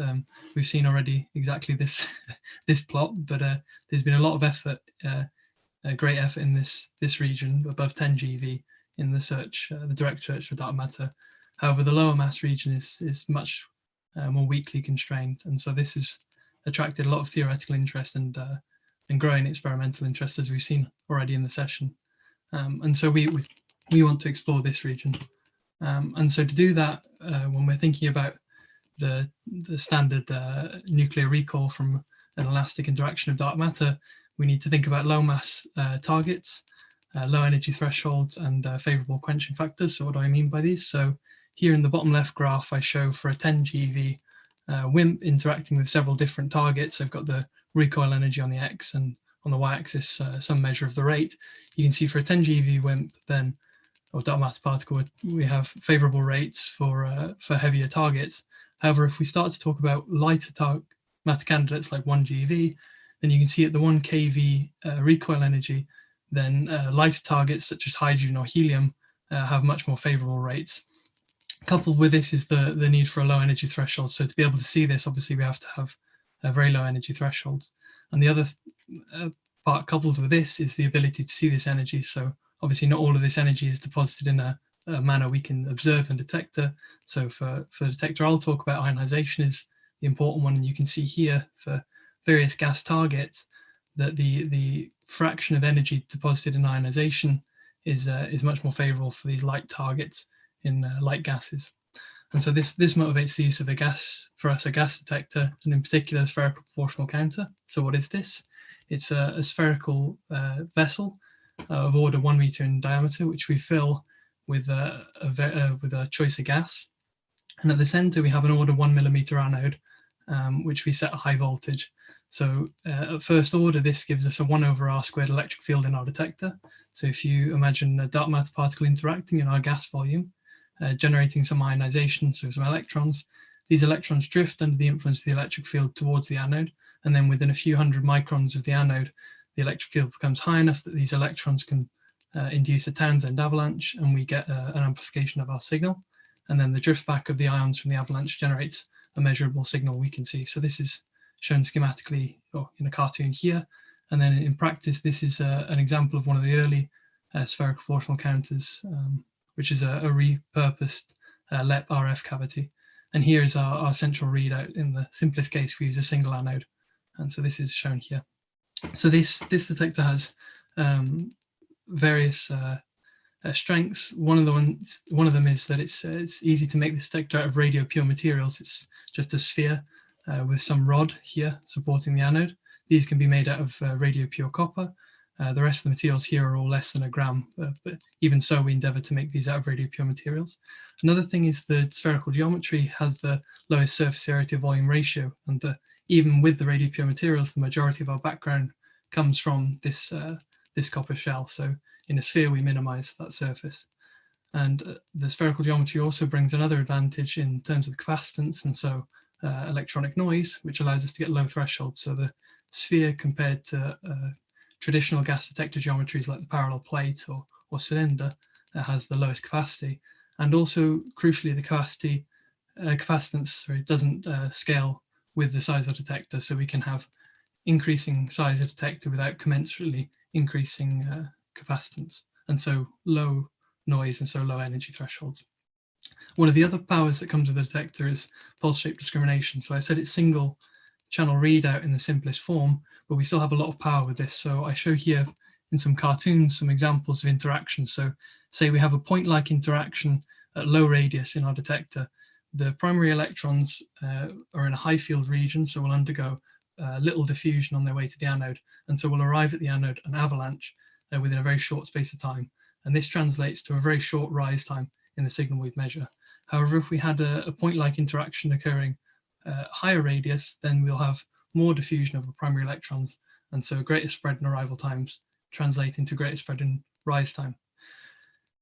Further than that, if we were to have a track of ionization, say, which could be caused by, say, an alpha particle or a muon passing through the detector, then you'd have a much greater range in arrival times of your primary electrons at the anode, and so an even higher rise time. And this is seen in practice here from a test at the surface using a smaller 30 centimeter detector with an iron 55 source inside, which is a source of 5.9 keV X-rays. So in region 1 here, we see something like this. This is photons interacting in the gas volume and increasing radius. At some point, they start to interact near the surface of the cathode or the surface of the detector. And then in this region here, cosmic muons, so these are leaving tracks of ionization. And you see these are at much higher rise time. So in this way, with our pulse shape discrimination, we can reject events that are track-like deposits or events occurring near the cathode. And like I said, this is where the majority of our background comes from, this copper surface. So we can discriminate against that compared to point-like interactions, which is what we'd expect for a dark matter interacting in our detector. So for the reasons above, this detector is well suited for a direct dark matter search. One thing I didn't mention is that it's a gas detector, so we can easily vary the gas that we choose to operate with. We can pick light gases which are loaded with hydrogen atoms like methane, or even we could use helium gas to be kinematically matched with light dark matter. I said that it's single channel readout, but actually we're working towards more anodes and higher readout channels, which I'll discuss later. And also, I just want to mention there's many other applications for this detector, such as fast neutron spectroscopy. There was a talk earlier today about that. And neutrinos double V decay, there's a talk tomorrow on that. So I won't dwell on those, but I encourage you to see those talks for other applications of this detector. And this is our collaboration. So we're called NEWSG, New Experiments with Spheres Gas. This was us at our most recent collaboration meeting, which, like many others, ended up in Zoom instead of in Birmingham. Okay, so.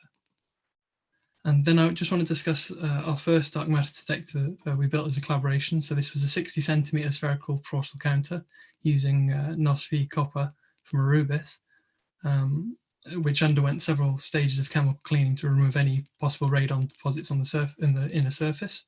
And it's installed in the underground lab in Modan, LSM. So you see it has this overburden here, 4,800 meters water equivalent.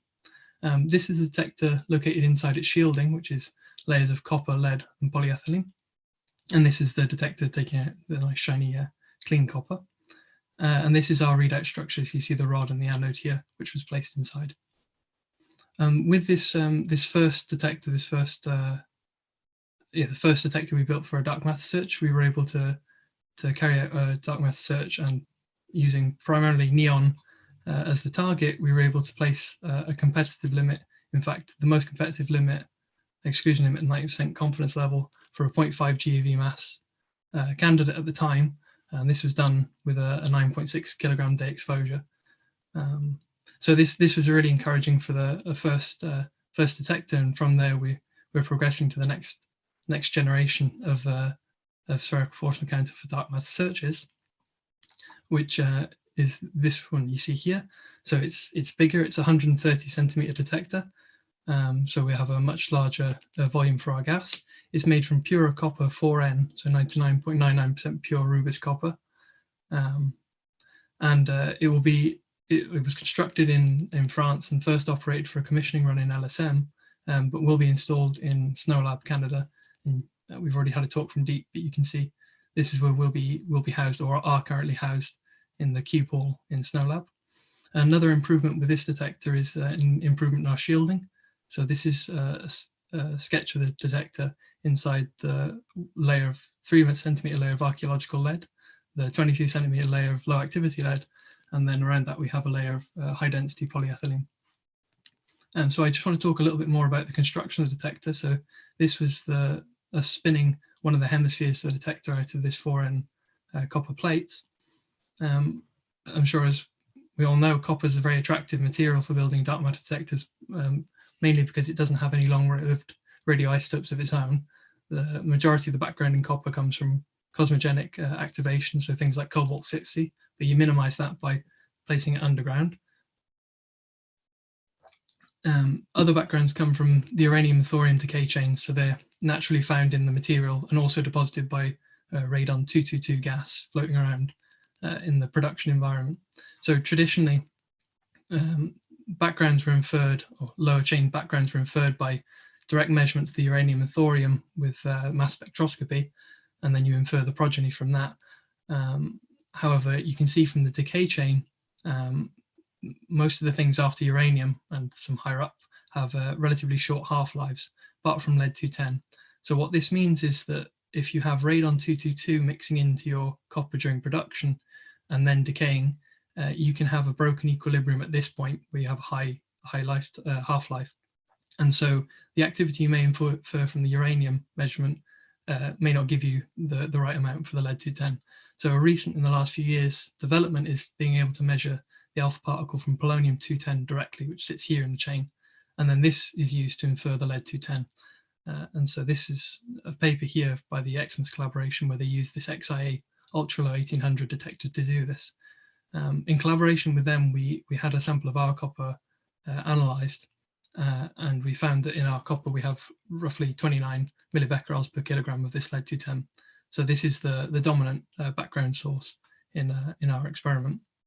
One way we could mitigate that, though, is through another interesting property of copper, is that it has a very high reduction potential. And what this means is that if you have copper ions in a solution with other nuisance ions like uranium or potassium or something like this, in an they will preferentially deposit at a surface. So what we did is we deposited an ultra pure layer of copper via electroplating onto the inner surface of our detector. So this is a cartoon of the setup. So we have our detector hemisphere here. We have some electrolyte containing copper ions, and then some other electrode here for putting a voltage across. And what we do is we put a particular voltage between these and drive a current, and this drives copper ions from solution onto the surface of our detector. So we could build up a layer of ultra pure copper to act as an inner shield to the detector to shield us from the decays of the lower uranium chain. And from a 500 micron ultra pure inner layer, we estimate we reduce the background rate below 1 kV in our detector by approximately 70%. It's estimated from simulation. So this was actually the setup of doing the electroplating. You can see here this is our detector hemisphere. And this was as a function of time, the thickness we plated, which is roughly corresponds to a rate of 1 millimeter per month. Following this, a sample of our copper was taken and assayed with a mass spectroscopy, and it's compatible with previous electroformed copper samples, which it was encouraging. And we've prepared a paper for submission to NIM, which should be coming very shortly on this.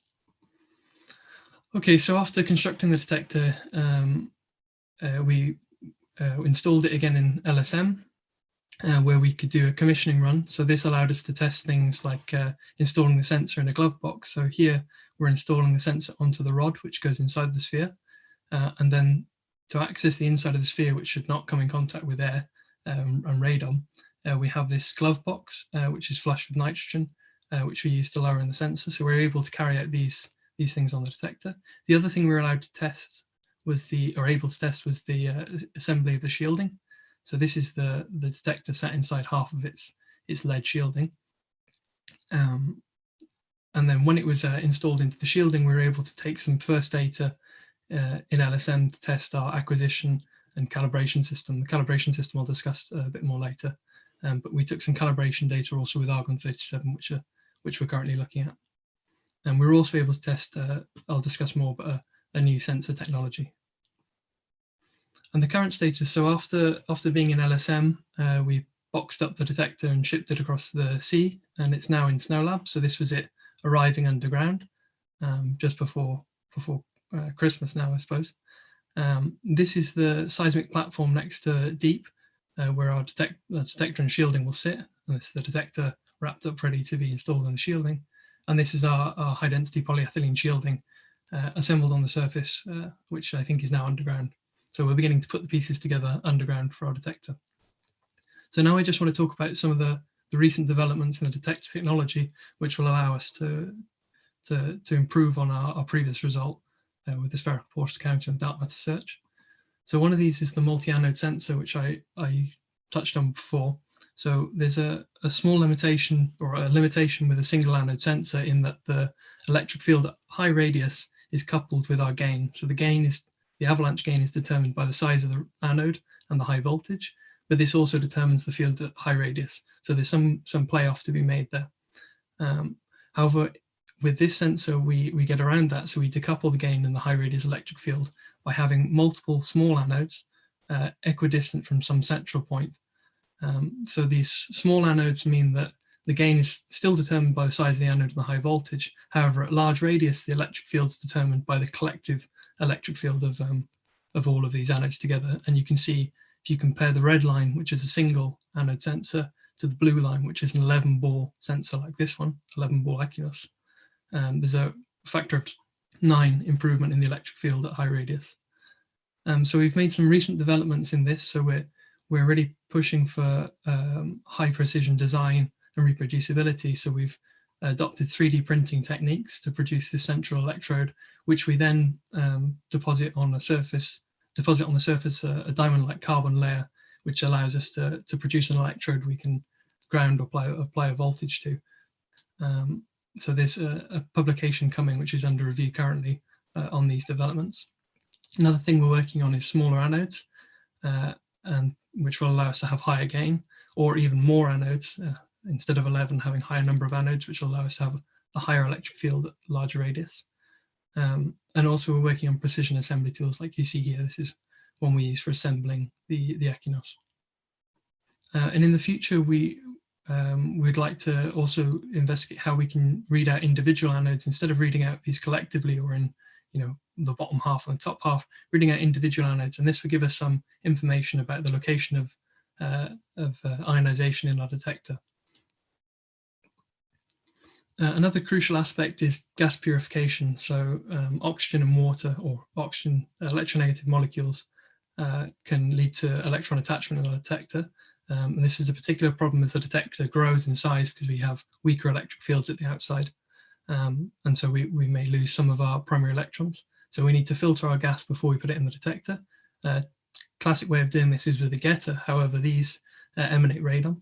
So in series with our getter, we're using radon traps. However, we found that radon traps remove methane, which is one of the critical gases that we use. So if we have a mixture of gas, it may remove some of that, which is not favorable. So we're investigating ways of filtering at both stages, as well as online gas monitoring in a recirculation system. So with like a residual gas analyzer to monitor the quality of our gas during a run. Up to this point, we've been operating in sealed mode, which has also worked well. So tests are ongoing for these developments. Another key development with this detector compared to the last is the use of a laser calibration system. So we have a laser, I see in the cartoon here, there's the detector. We have a laser a fiber optic going into the detector, which allows laser light to hit the surface of the detector and extract electrons down to a single electron level. And with a second signal from the photodetector from the laser, we're able to get gas property information. So things like parameterizing drift times or even W value for the detector. And this will be running constantly throughout our data taking. So this allows us to also gain monitor. So here is the laser-induced peak in our detector. Here is the peak from the argon-37 2.8 keV peak through the course of detection. You see there's some time-dependent variation in the gain and the amplitude of the recorded pulse here, which is probably due to temperature variations.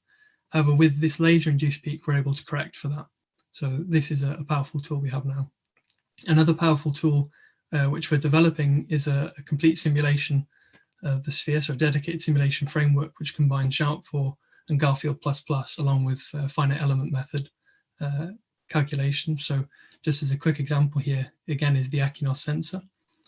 We read it out as a 2-channel, so we read the bottom 5 balls of the 11 here and the top 6 as 1.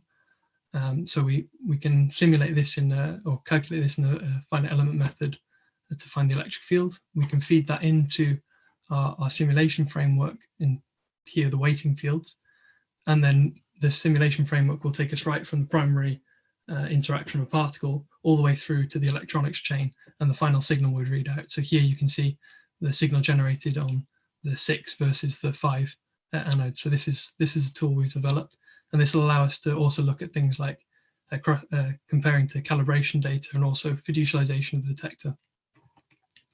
And all of these things come together for our new detector to produce this sensitivity projection, which I show here, which is for neon CH4 10% in this detector with an exposure of 20 kilogram days.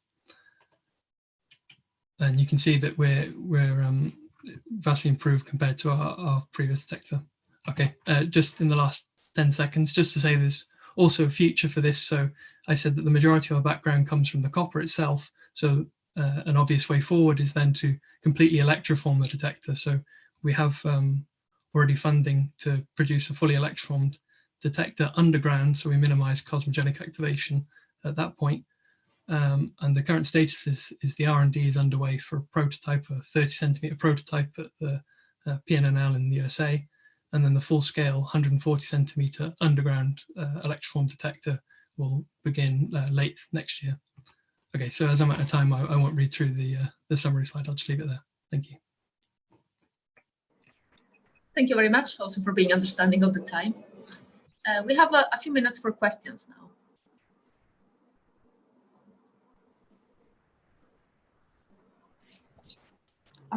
I might have one, if I can. So how the limits change when you use the electroform copper? So I don't know if I have the numbers in my backup. Well, I can just say, so that, like I say, the majority of our background comes from the copper. If I remember, our background projection is something like 1.6 DRU.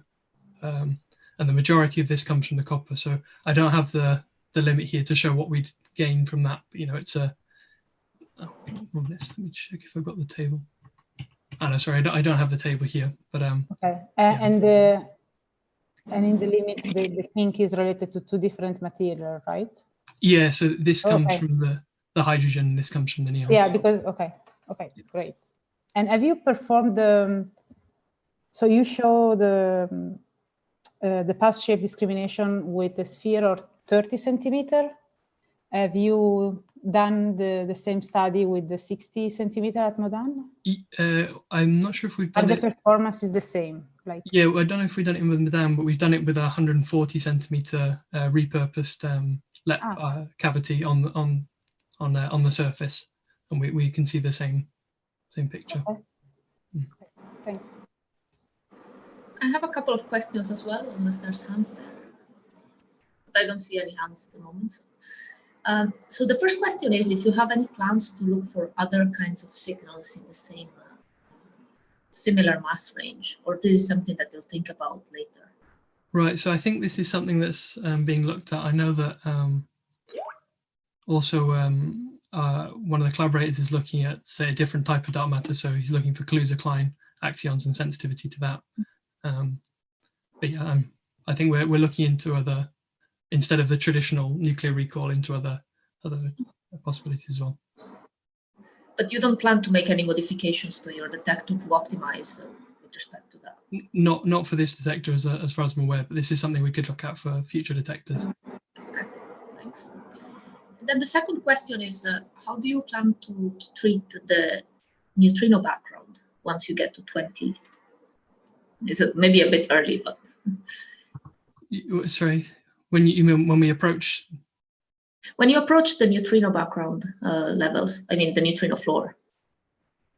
This is something that is very far future, I guess. But Yeah, so this would be very far in the future, yeah. So, but for for two detectors down the line, one could think, then you'd need maybe, because in this region, the majority of the neutrino floor, I suppose, comes from the solar neutrinos. So you'd need some kind of directionality, which we could get through the Akinos sensor. Okay. All right. Thank you very much, and thanks for the talk. Virtual round of applause as well. And, move on to the next talk. Yeah. So we can move ahead with the next talk. Adriano Di Giovanni, if you would like to start sharing. Yes. Thanks. And he will lead a discussion about Darwin experiment, the ultimate direct detector for direct dark matter search. Thank you. Okay.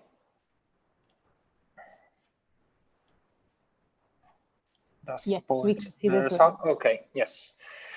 Thank you very much. Thank you all for attending this presentation. Actually, I'm going to talk about the Darwin Observatory on behalf of the Darwin collaboration. So Darwin is mainly a dark matter detector. It's basically the last hope we have to detect dark matter with a non-directional detector in the mass range between 10-ish GeV up to 1 TeV. It can also cover a quite diverse science program, but more than that, is a very challenging enterprise. Because if we put together Darwin, then we'll be dealing with the largest liquid xenon targets ever built on Earth, and so we're talking about 50 tons of xenon. Then we need to also deal with the level of cleanliness that we require in order to operate the detector, and last but not least, we need to carefully plan a strategy for buying the xenon, because we are talking about the yearly worldwide production of xenon. So you need to plan over the time the acquisition of the xenon. So Darwin is one of the experiments that will be exploiting the effect of a Wimp interaction with the nucleus of a target, namely by using the light and the charge channel. So I'm sure that you already seen this slide many times. So the idea is to use these two information to build a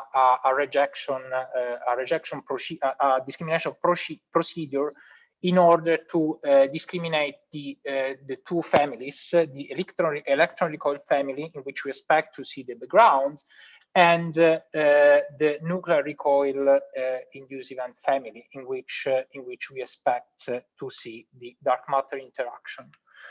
The procedure is quite standard. So Darwin is a large TPC.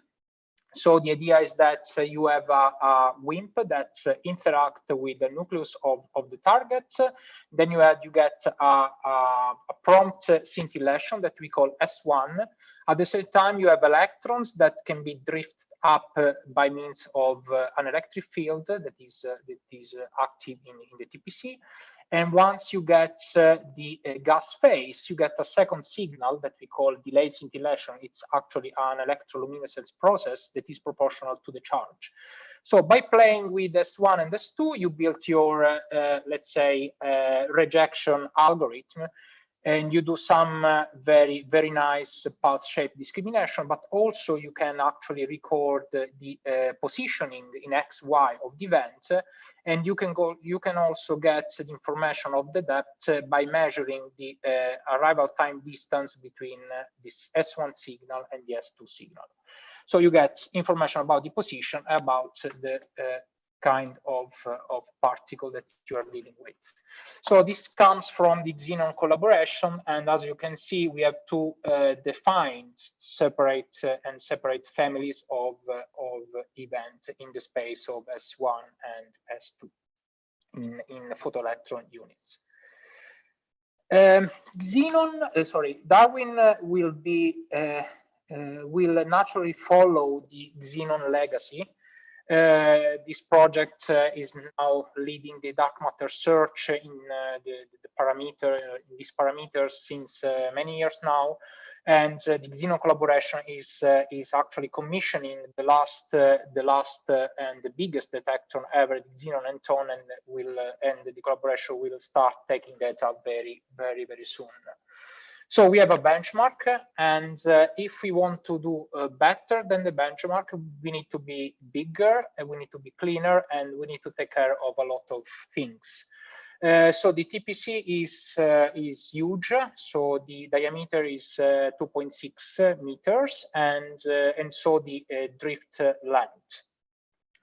So we will need a neutron muon veto, and of course we need to carefully choose the materials that we want to use to build the cryostat and the detector itself.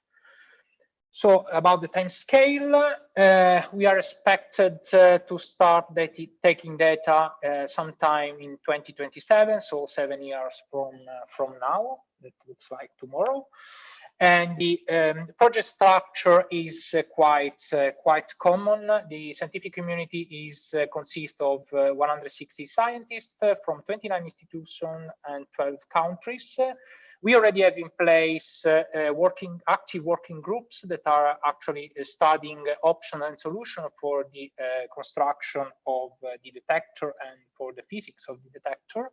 And I have the privilege and the burden of being the convener of working group number 5, so the working group that deals with the light charge sensor readout for Darwin. So I don't have time to go through all the R&D activities of each working group. So the easiest for me is to just give you the sense of what we are doing in our working group.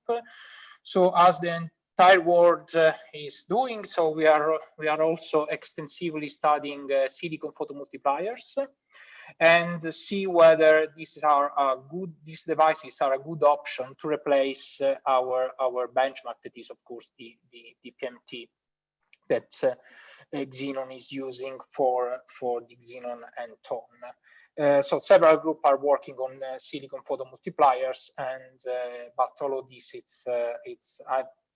I mean, to my understanding, we are not yet ready to use silicon photomultiplier for dark matter experiments, at least liquid Xenon based. There are also like a spin-off of silicon photomultiplier. So there is a group working in digital and developing digital CPM, and this is very preliminary. I mean, the left side of the slides. So in Heidelberg, they are testing the capability of being able to switch off the noisiest pixel of silicon photomultiplier. So basically, in this plot, you see that by switching off 5% of the pixel, meaning that your photodetection efficiency becomes 5% less. So you lose 5% in terms of photodetection efficiency, but then you gain something like a factor 1000 in terms of dark counting rate, that at the moment is the killer for this application. We also have an effort in trying to build a suitable electronics for heterogenic environment with the idea of merging together, of coupling together many channels and operated them as a single channel. We are also looking at hybrid detectors. So, for example, on the left, you have the vacuum silicon photomultiplier tubes developed by INFN Naples. And the idea here is that you combine the best quality of PMT, so the sites, basically, with the fantastic and distinctive single photo detection resolution of a silicon photomultipliers. On the right, we have a Balone that's again a quite.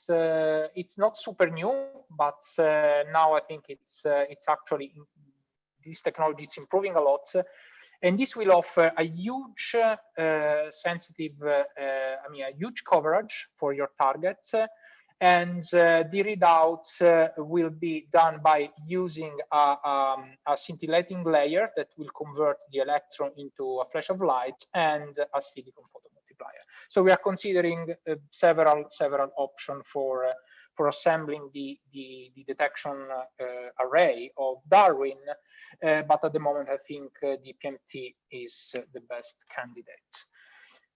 Darwin again is a dark matter detector, so we look for very rare events, and when you look for very rare events, your fight is against the background. So we actually what I'm showing now, it's a simulation,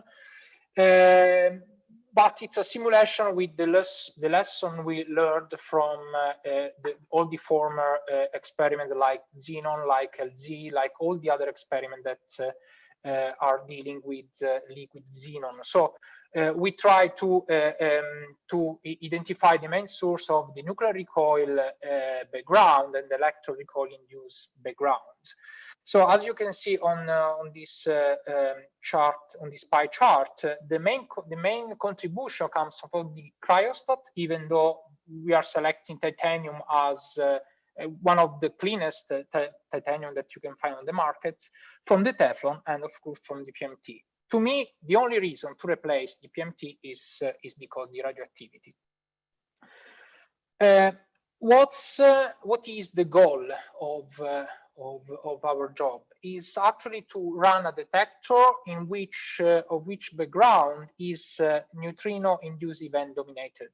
So we want to keep under control the main sources of background, so the intrinsic background, namely what is inside the xenon, and the material. For example, in this plot, you see that we are actually considering a quite low concentration of krypton and of radon, because we think, at least looking at what xenon is doing, that this kind of parameters can be kept under control. And then there is a nice story about the xenon 136. So the xenon target, it's actually a mixture of 9 isotopes, and the xenon 136 is a bit annoying because it's a double beta emitter. So in principle, you can actually ask for a depleted target, but then you lose the power of doing some neutrinoless double beta decay search. So it's matter of trade-off. So considering this contribution, if we are happy with this contribution, then the electron recoil background will be dominated by the neutrinos from the PP chain from the beryllium-7. Of course, we'll be very much sensitive to solar neutrinos. The coherent neutrino nucleus scattering is, as you know, a killer for this kind of detectors, but we'll be also able to see neutrinos from the helium proton chain, from the diffuse supernova background, and also atmospheric neutrino, even though all these contributions are quite suppressed by the solar neutrino interaction. So if we put together all these ingredients, we can see that Darwin will be filling the void left between the present and the next future experiments and the neutrino floor. Then another nice feature of xenon. So as I said, we have 9 isotopes inside the target, and 2 of them actually are non-zero, have non-zero spin. And so if you have something that have non-zero spin, you can actually test spin-dependent models for dark matter. So in these two plots, the one on the left is mainly for protons, the other on the right is for neutrons, actually report the predicted limit for Darwin, assuming an exposure of 200 tons per year. So xenon and ton is missing, but the curve will be somewhere in between xenon 1 ton and Darwin. Will be also sensitive to solar action and action-like particles. So these plots actually comes from a quite old paper that we are trying to update these days.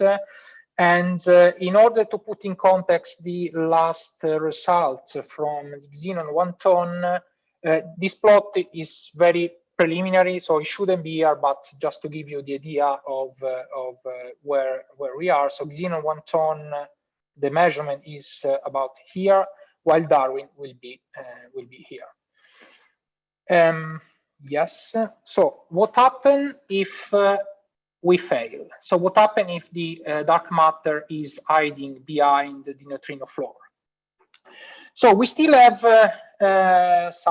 something to do because, as I said, the xenon 136 can be used to test neutrinoless double beta decay. Again, in order to run this analysis, you need to carefully know the background of your detector.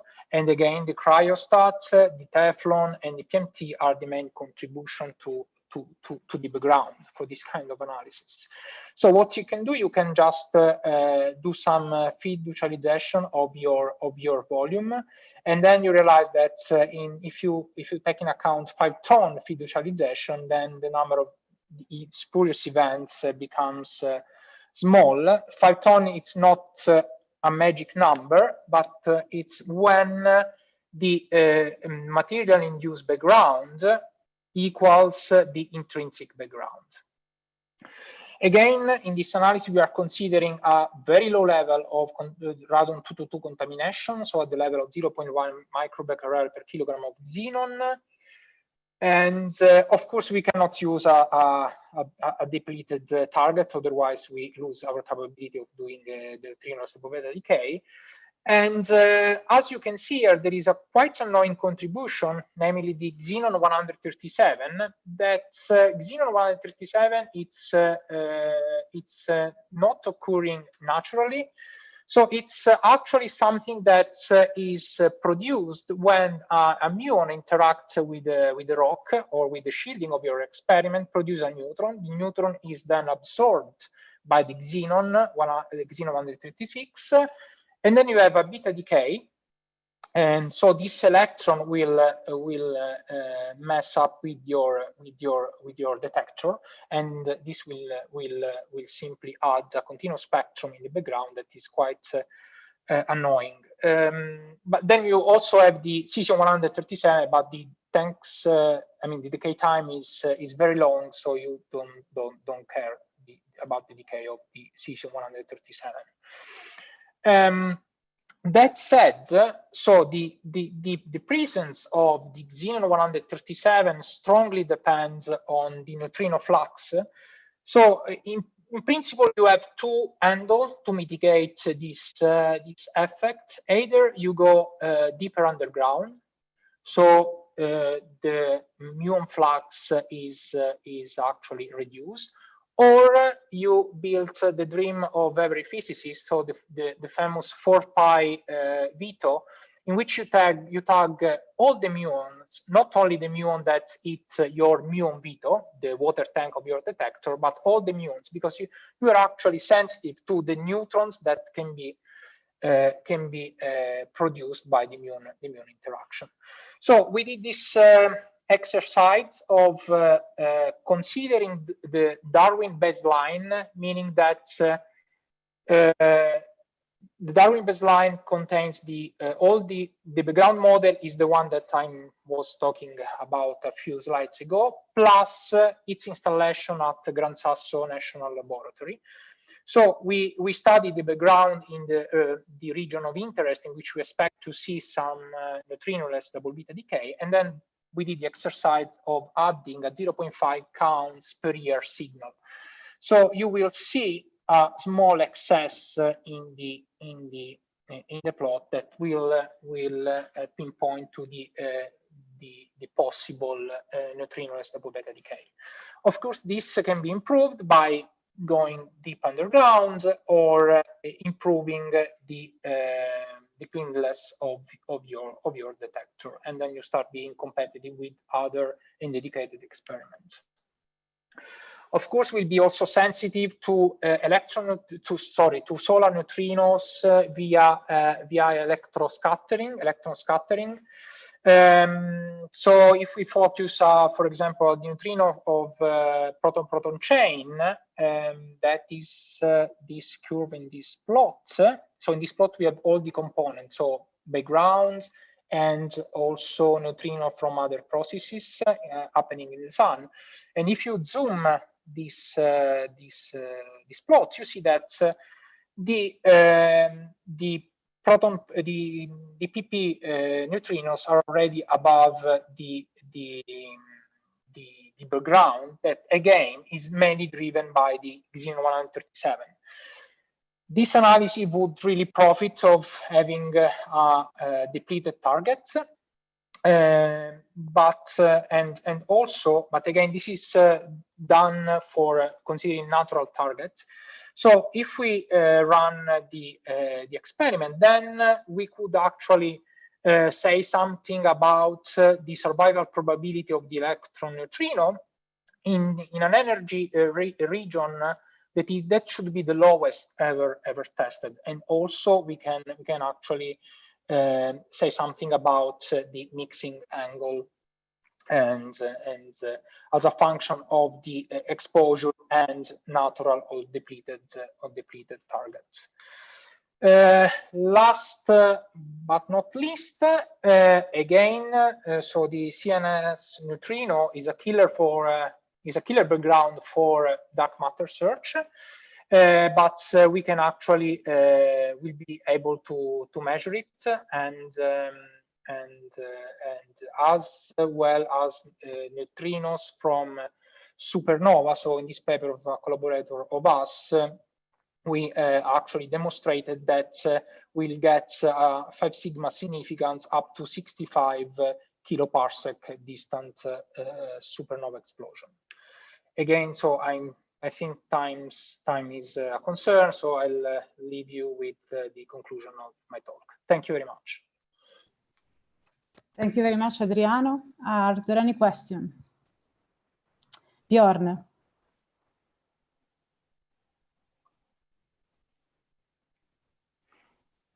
Please. Sorry, can you hear me now? Yes. Okay. Sorry, I was double muted. Yeah, I have a question about the backgrounds. You showed the simulation where you have 30% PTFE, 30% PMTs. Are these based on which steps are you assuming you're in Gran Sasso? Yes, so the baseline is in Gran Sasso, and actually we are using, I would say, the database of the screened material of former experiment like Xenon, like LZ. For the PMT, is the baseline is the PMT of Xenon 1 ton. So given that you have so much PTFE and so much background, is this mostly neutron-induced backgrounds from the fluor, or what are the backgrounds, or outgassing? So the problem with PTFE, it can be either. So I didn't run this simulation, but I think it's actually so the ingredients are both, so outgassing and also the surface contamination of PTFE. That is a known problem. Okay, is it possible to replace with Tyvek in the TPC or not? Sorry, say again? Can we replace this with Tyvek in the TPC or not? I would say yes.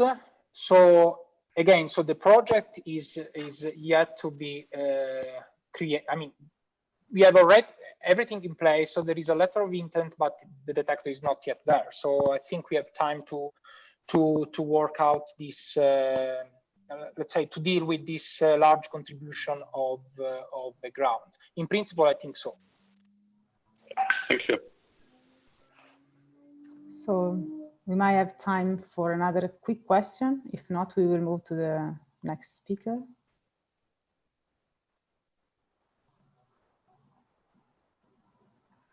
Okay, so let's move ahead. Thank you again, Adriano. Thank you, my pleasure. So stop sharing. All right, so if the next speaker, Paolo, wants to share. Yep. Oh, sorry. Oh, the camera is good. Let me share. Okay, can you see the slides? Yes, so yeah. First, thank you. Thank you. Hi, everybody. Yeah, so I'm going to report about the latest results from the DarkSide50 experiment at Gran Sasso. DarkSide50 is a liquid argon experiment searching for WIMPs, and the detector design is a basically is a dual phase TPC. We've seen also in the previous talk as how these detector configuration is ideal in order to address some of the challenges for this kind of searches. And here I'm talking about the scalability of the target, the ionization and scintillation hills, which enables to have relatively low thresholds, how such a detector allows for 3D vertex reconstruction, which can be exploited in order to reject surface events or multi-sited ones, as well as how they allow for particle identification in order to reject backgrounds.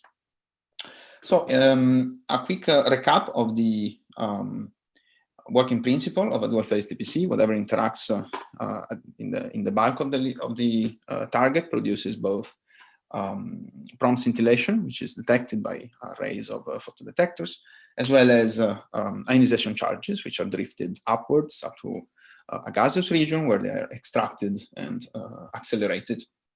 And there they produce a secondary light emission, which is proportional to the number of charges. So the time difference between the two scintillation pulses provides the vertical coordinate of the event, while the light pattern on the top array of PMTs provides the localization in the XY plane. So as I said, DarkSide50 is a dual phase TPC, which is operated since 2013 at Gran Sasso. It is filled with a relatively small target, 50 kilograms of argon, which is extracted from underground, and I will come back on this later.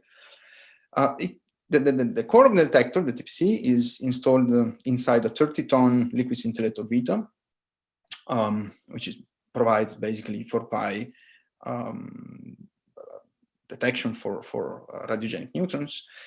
And the whole system is placed in turn inside a 1 kiloton water Cherenkov detector for muons.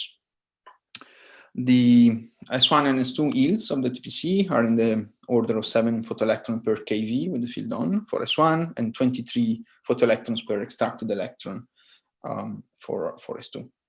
The electron lifetime is quite good, actually much larger compared to the maximum drift time of electrons in the vertical direction, which is limited by the small size of the TPC. It's only 36 centimeters. So one of the main aspect of DarkSide50, of course, is the use of liquid argon, which is, sorry about that, which allows for rejection of electron recoil background thanks to the so-called pie-shaped discrimination.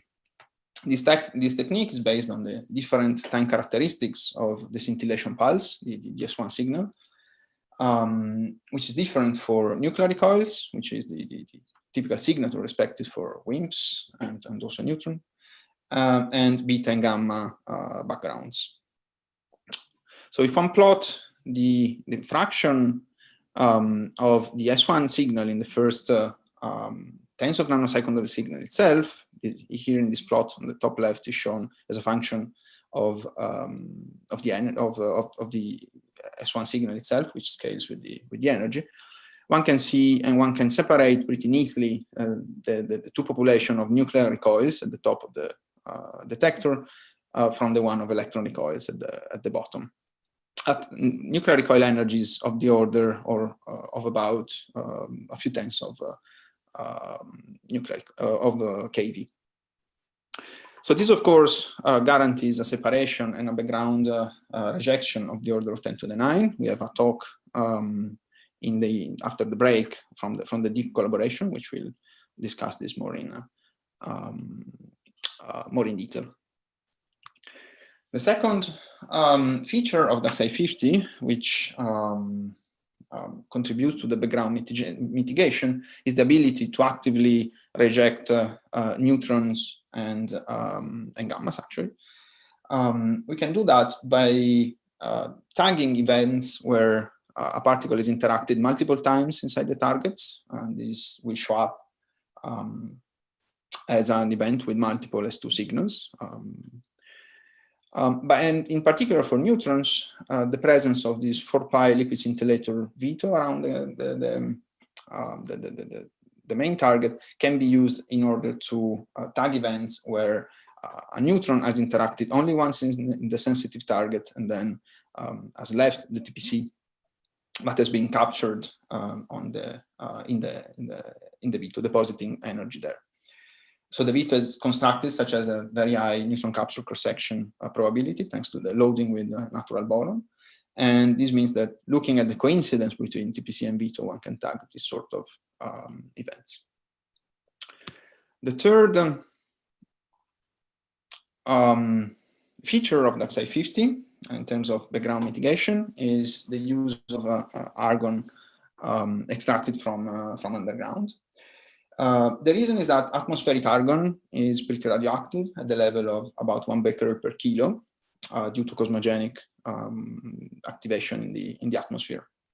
And this is a limiting factor in the size of dual-phase TPCs, which cannot exceed the ton scale, as otherwise would be limited by pile-up if using an atmospheric argon.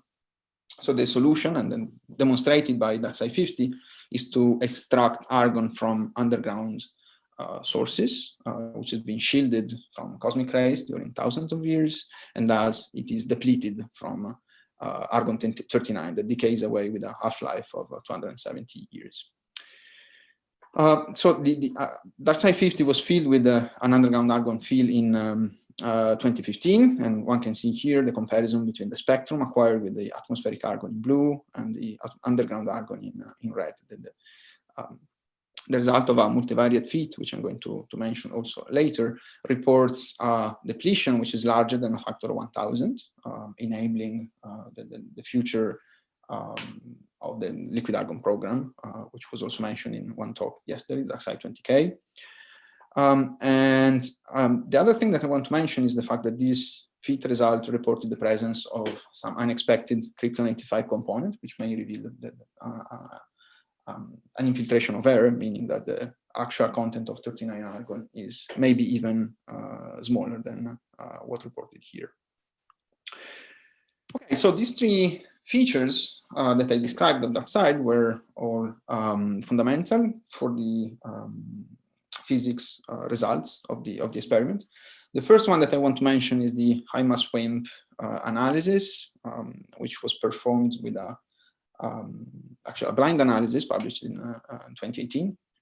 So the idea was to blind and to apply this blinding mask on the data sets that we collected of more than 500 days. This is once again the pulse-shape discrimination parameter versus the S1 signal. And we expect nuclear recoil underneath this blinding mask, while electron recoils are here. So the idea is to is to identify the boundaries of a WIMP search region in which we minimize the background and we set a limit of 0.1 events in the full exposure while maximizing the acceptance to nuclear recoils. So we have, in order to train our selection criteria and the boundaries of the WIMP ROI, we have access to calibration data and to a preliminary 70 days data set collected at the beginning of the data taking. So this table on the bottom represents the background budget for the full exposure before the box was open. It includes degraded alphas that can leak into the WIMP search region from the high energy side.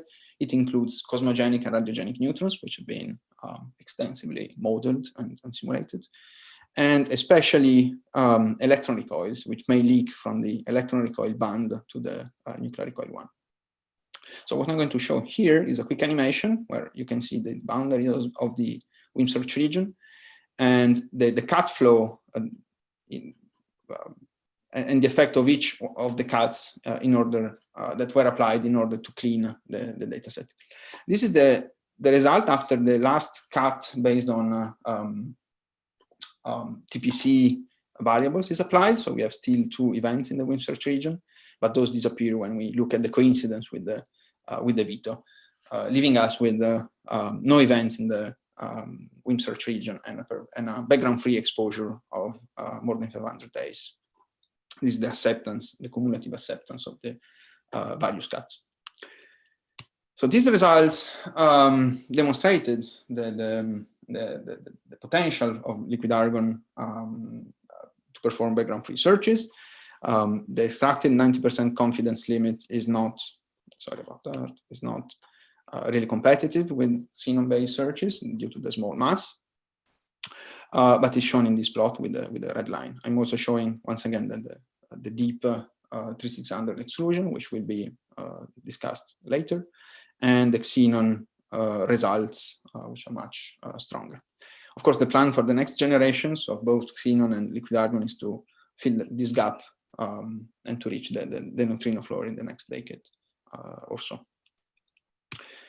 The second item that I want to discuss are the results in the low energy side of the spectrum, which demands a totally different approach, especially below 3 kV electron equivalent recoil energy. In fact, we cannot access the scintillation signal because the probability for it to trigger the detector is very small. So we need to rely on the ionization only signal.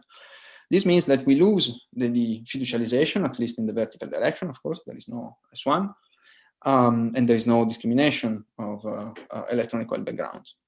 However, we can benefit from the multiplication in the gas, as I mentioned earlier, a factor of 20 or so, which enables very low threshold and a trigger efficiency, which is basically 100% even for events, for ionization events, which produce only a couple of ionization electrons. So this trigger efficiency is estimated with a full optical Monte Carlo, which is based on our understanding, our model of the S2 signal, which is fitted from a sample at high energy. And by the way, it plateaus here at about 0.42 because we're still able to fiducialize in the radial direction based on the light pattern on the top array of photodetectors. We need a calibration in this energy range, and this is done thanks to the presence of argon-37, which was not actually planned. We found argon-37, which whose origin is probably cosmogenic activation during the shipment of underground argon to Gran Sasso. It decays away in a few months, but at the beginning of the data taking, it shows up with these 2 nice peaks centered around 2.8 kV and extending down to 270 EVs. Below 270 EV, of course, we need to extrapolate to calibrate the lower energy part. So the energy scale is combined with a background model derived for the high mass WIMP search in order to derive the background model for the low energy side. For the high mass background model, we relied on full simulations of each radioactive component, namely the decay chains and the major contaminants, including the internals, argon-39 and krypton, in all the detector materials. And we applied a multivariate fit, which exploits not only the energy of the reconstructed event, but also the position. So we extrapolate this down to low energy. And I remind you that we are talking about, this model is covering really a wide energy range, while the searches are concentrated only in the first few bins of this plot. The next step is the calibration of nuclear recoils down to the keV energy scale and below. Compared to electron recoils, of course, we need to consider also the quenching due to nuclear collisions, which adds 1 degree of freedom. In order to do so, we fit an effective model, which takes into account both the quenching and the recombination probability, to data from neutron sources. Those neutron sources are dipped into the detector. They're placed close to the cryostat. And we have 2 of them, americium carbon and americium beryllium. The fits are shown here on the right plots. And we're also using data from external experiments, which are typically done with neutron sources at fixed energy, in order to further constrain our fit. And this is the resulting ionization yield as a function of the recoil energy. As you can see that the systematic error is pretty large. This is the final data set in the energy range, which spans from 0 to roughly 3 keV electron recoil equivalent. The data is shown here, and the fit with Monte Carlo components are the colored lines here. We have, of course, a dominant contribution at very low energy, which is not modeled. This is why we set a minimum threshold for the analysis at about 4 reconstructed electrons. Superimposed, there are also expected spectra, PDFs for low mass WIMPs from roughly 2 to 10 JeV.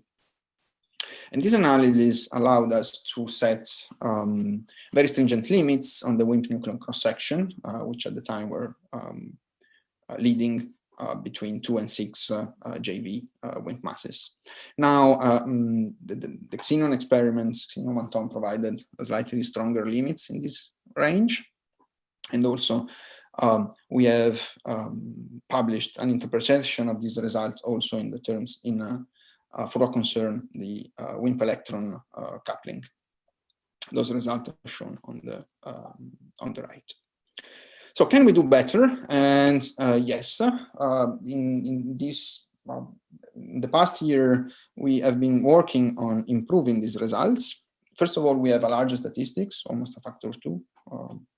The 2018 dataset. We've been working hard in order to improve the data selection, in order to both recover acceptance for certain classes of events, which were wrongly neglected in the first analysis, and also to improve the rejection of pathological or unmodeled ones. As an example, for these 2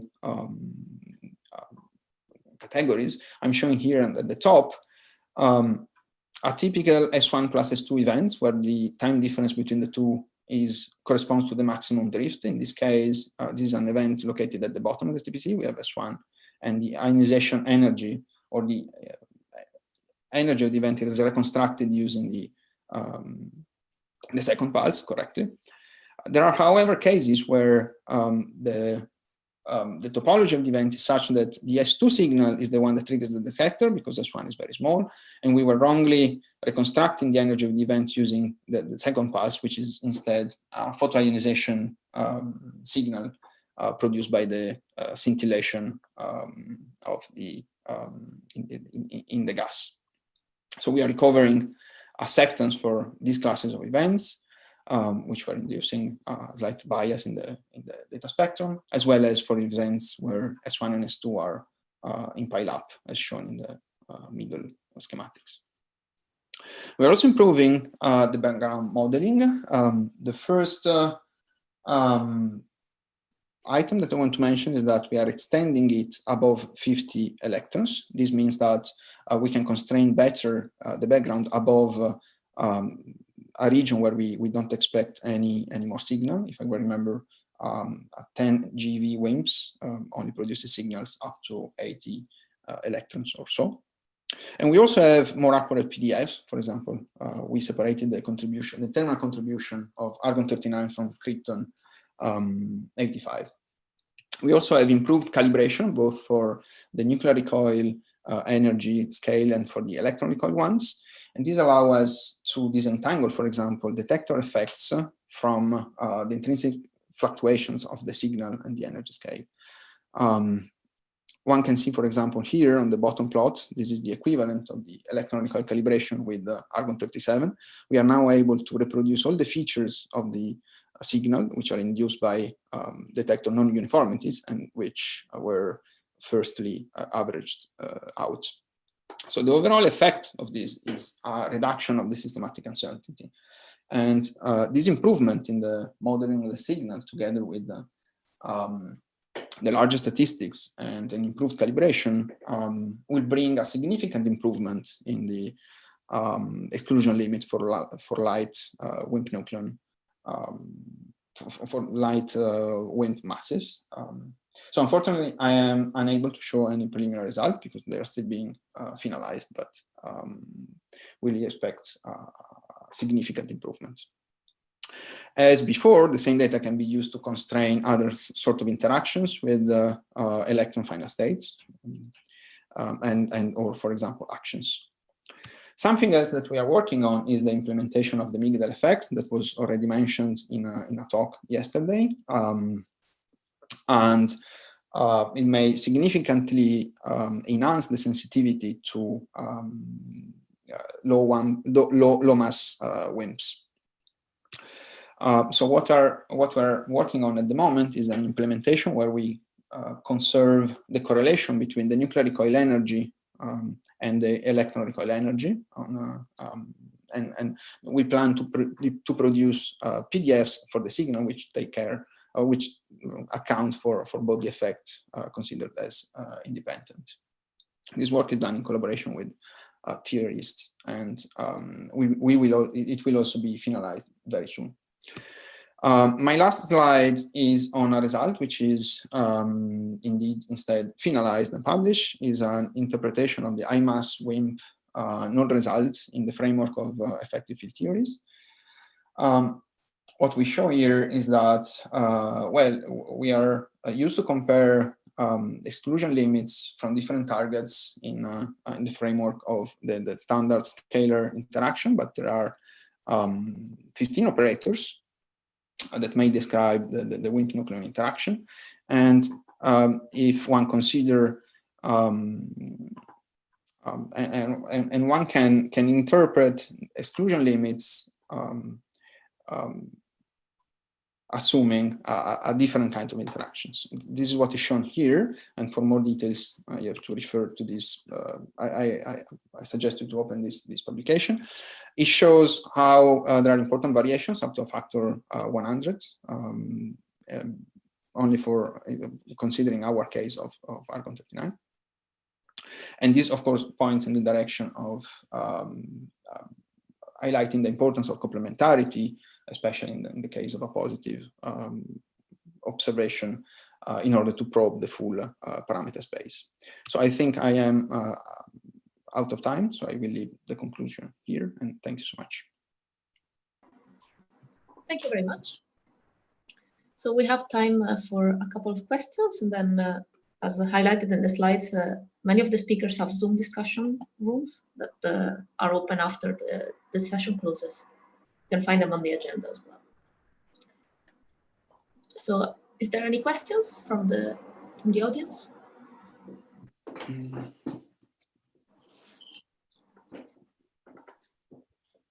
If not, I will ask one. So I'm curious about the statistical analysis that you're using for setting the limits. So do you do a embedding likelihood with the signal hypothesis in the background, or is it something different? Yes, I assume you're referring to the low mass WIMP search, and this is exactly the case. So we have background predictions that are constrained both in shape and in rate. And we test our signal hypothesis we have a couple of systematics which are included, namely on the scaling of the backgrounds and on the energy scale calibration, which are represented by the bands which are shown here. So this is, for example, for nuclear recoils. So one of the reasons why we expect a big improvement is that we improved this calibration by a significant amount, and we reduced the systematics on the nuclear recoil calibration. And do you have like how much in this plot, in this kind of projection, how much does reducing a systematic gain you? I cannot answer in the sense that I don't know what is the effect of simply reducing the systematics. Again, I don't know if you have run the with and without the systematic, but this is just a curiosity. I will have to check. It's not trivial to. Yeah, no worries. There's probably time for one more question if anyone has it.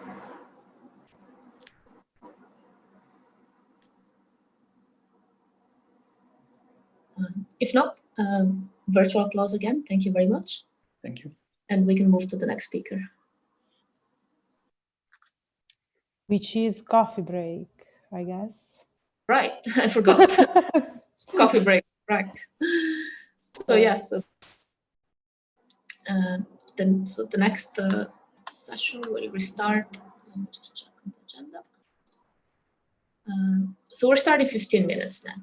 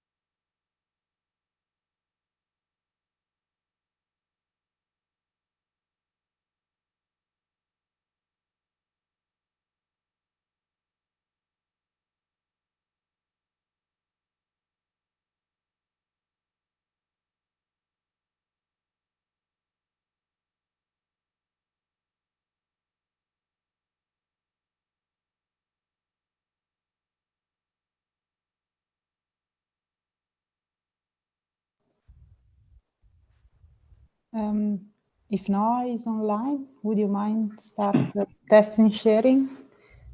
I can't do that until the, okay, there we go. Okay, yes, sorry.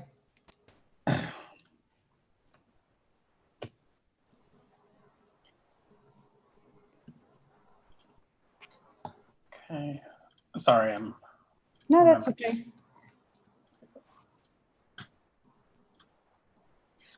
Does that look correct? Perfect. Yes, try the second slide just to make sure that, yeah, great. And would you mind to have then your video on when you? Oh yeah. Just when you talk. Just make sure it looks okay. Oh, that's great. Oh, do you get the net? Yeah, actually, how do I see myself now? Okay, so if it's disturbing, then turn it off. I don't know how. No, I can't even see myself. So as long as I'm like in frame and. Yeah, you're great. Okay. And if maybe we still have 2 minutes, if Sergio is there. I know that Simone already tried the sharing. So if Sergio, I don't see me anymore. So I hope you will connect later. Okay.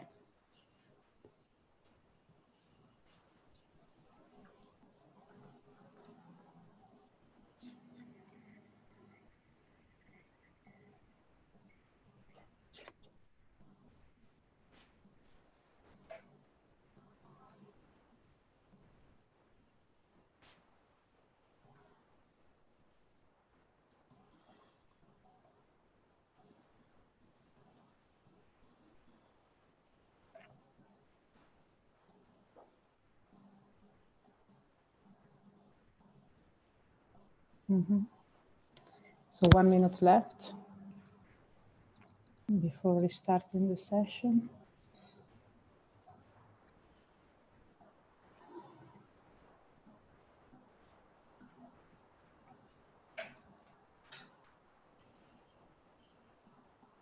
Okay, so it's noon 30 Eastern. So I think we can resume the session, and I will restart the recording.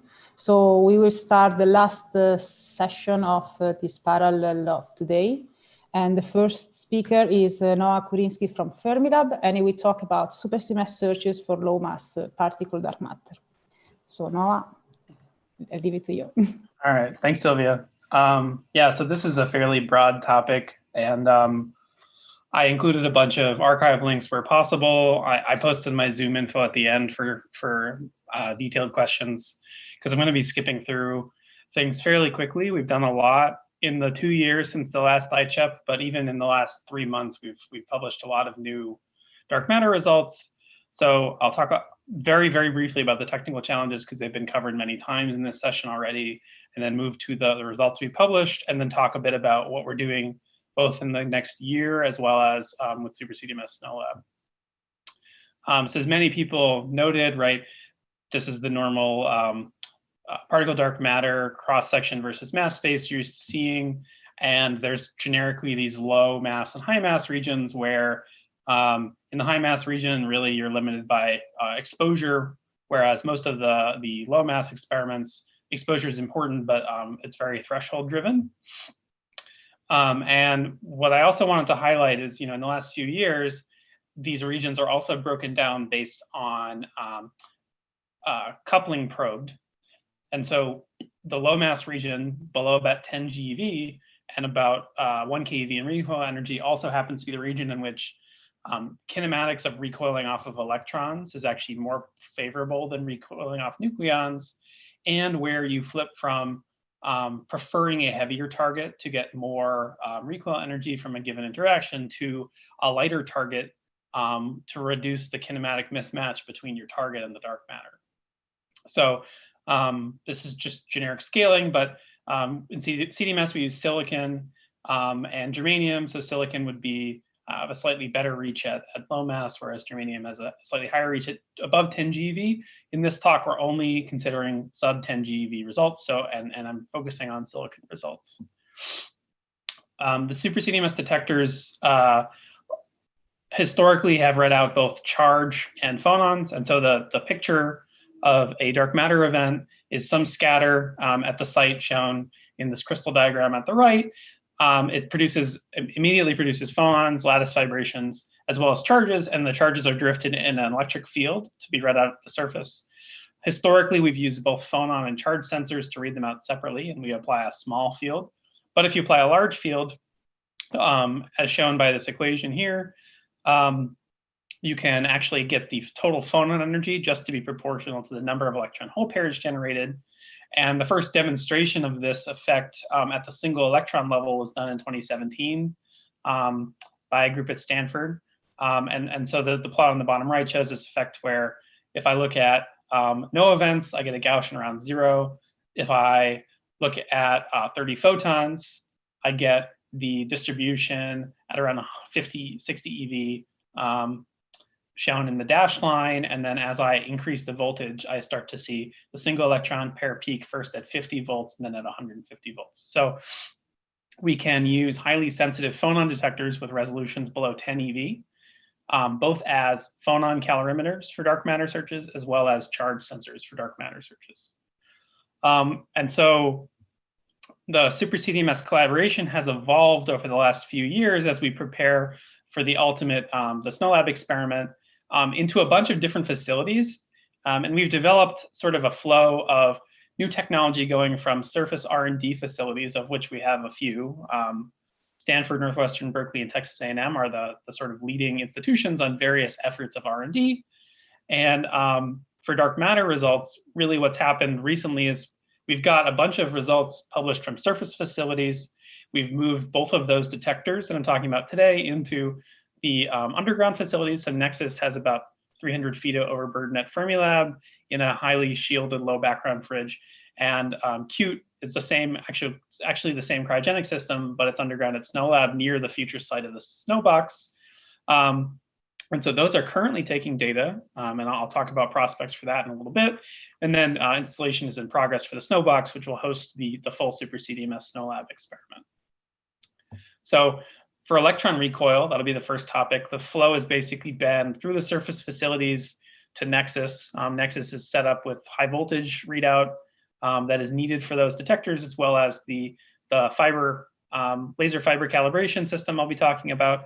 And the idea there is lessons learned will feed forward to the high voltage style detectors run at Snow Lab.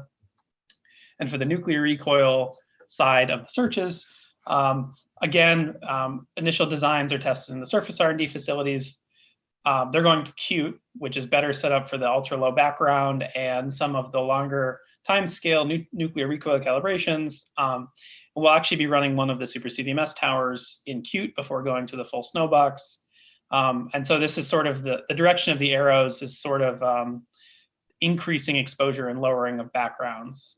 And the goal of the first runs is always understanding detector performance and lowering thresholds. So moving first to electron recoil searches, this is what we've been calling Super CDMS HVEV, are the detectors running right now. These are gram scale and resolve single charges. The long-term goal is to scale this up to the high voltage detectors at Snow Lab, which we've made some prototypes of, but due to the high backgrounds at the surface, we have not yet been able to operate them at the same level of sensitivity.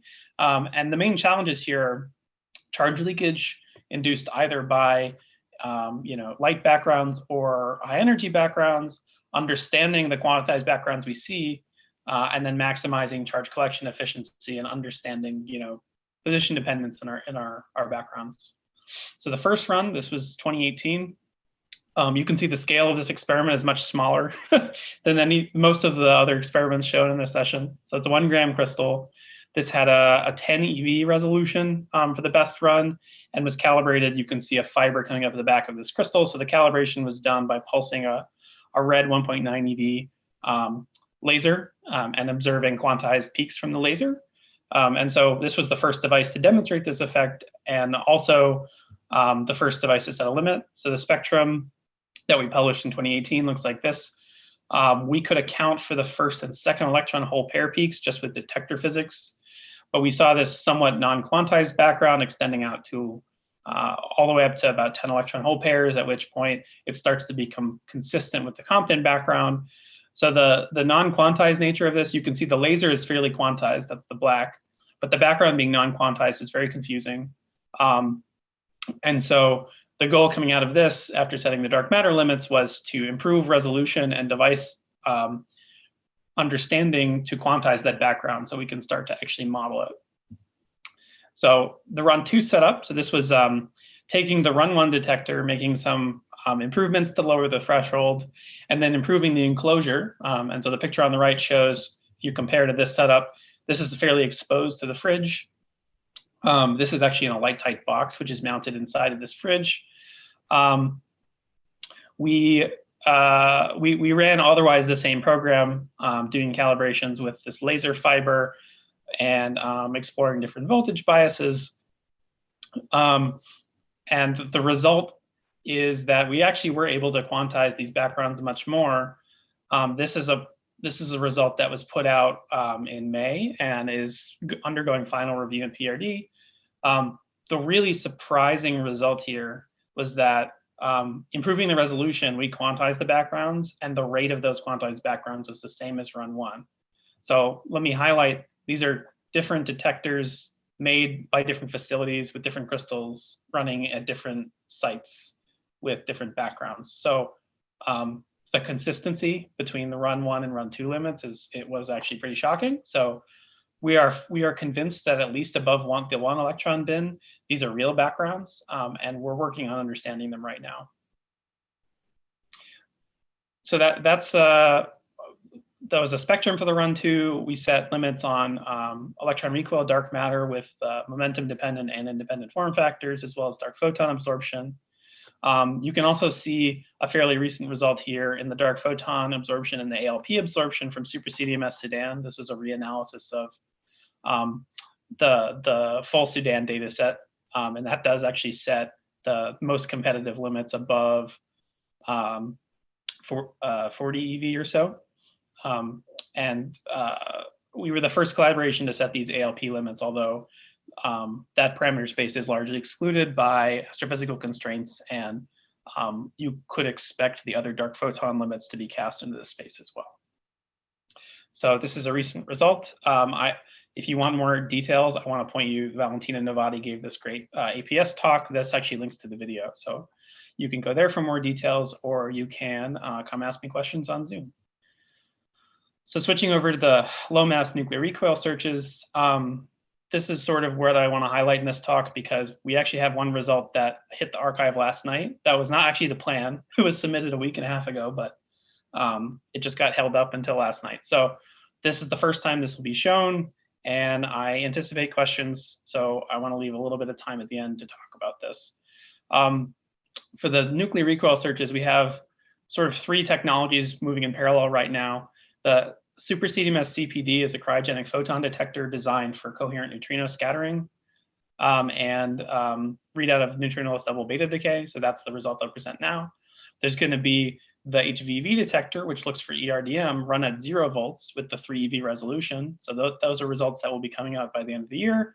And then we're starting to run some of the prototype SNOLAB detectors at CUTE, which is the SNOLAB underground facility. And the major challenges here are maintaining these low thresholds and calibrating below 1 keV. So this nuclear recoil detector, it's bigger. It's about 10 grams. It's a 3-inch, a standard 3-inch silicon wafer, and it only has 1 readout channel. So the design driver here was large area, low resolution, and it also runs at a very low TC. So these are all cryogenic detectors. And this detector in particular was the lowest sensor transition temperature we have run to date for Super CDMS. And as I said before, it's designed originally for degraded alpha rejection, but to do that, it needs exquisite energy resolution. And so we did a lot of characterization on this sensor. We also, we did this iron 55 calibration, which I think is fairly standard now for these low mass searches, where you get a 5.9 and 6.4 keV calibration line. You can also see a silicon escape peak around, I think, 4.9 keV, and then there's an aluminum fluorescence at 1 keV, and that's the primary. These are the 4 primary points used to linearize the energy scale.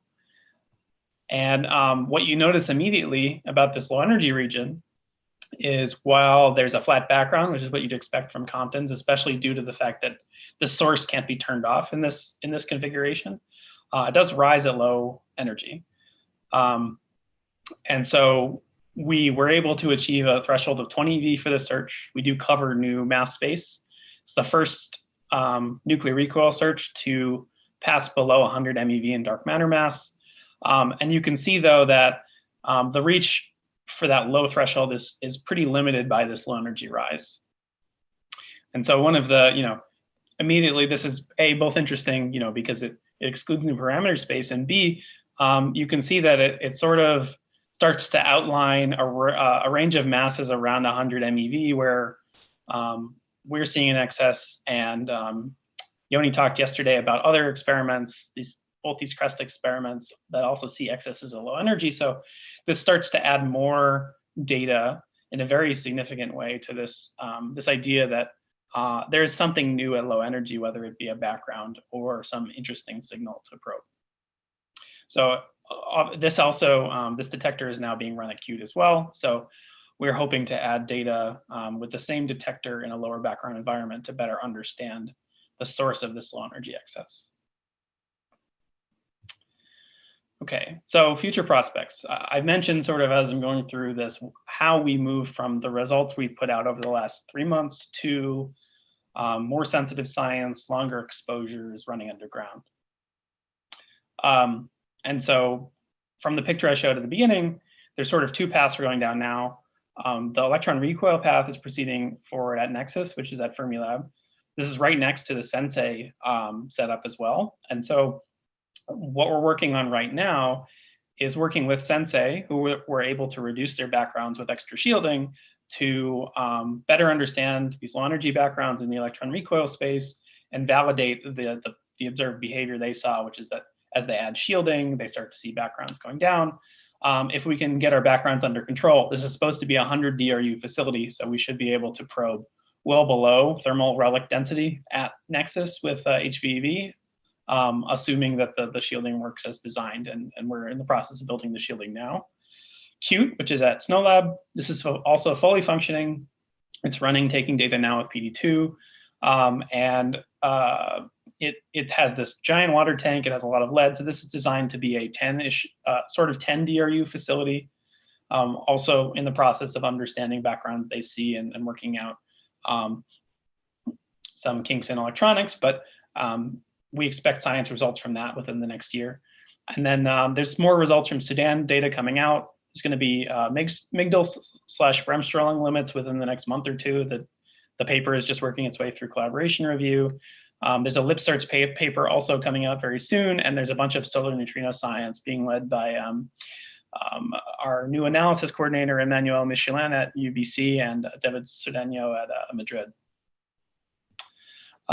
So one of the most interesting things I want to highlight and prime people to look out for by the end of the year is this follow-up of ER-NR comparison. So I showed earlier a spectrum of the ER spectrum for HVV run 2, where the background didn't change. And so the exposure for that run is shown on the top right. So the 100-volt limit is what I showed. That had by far the most exposure. But we also took data at different voltages, especially at 0 volts. So at 0 volt, this is just a phone calorimeter. And over the last 6 months or so, we've optimized the readout. What we actually did was record data continuously. And so we can go back and trigger.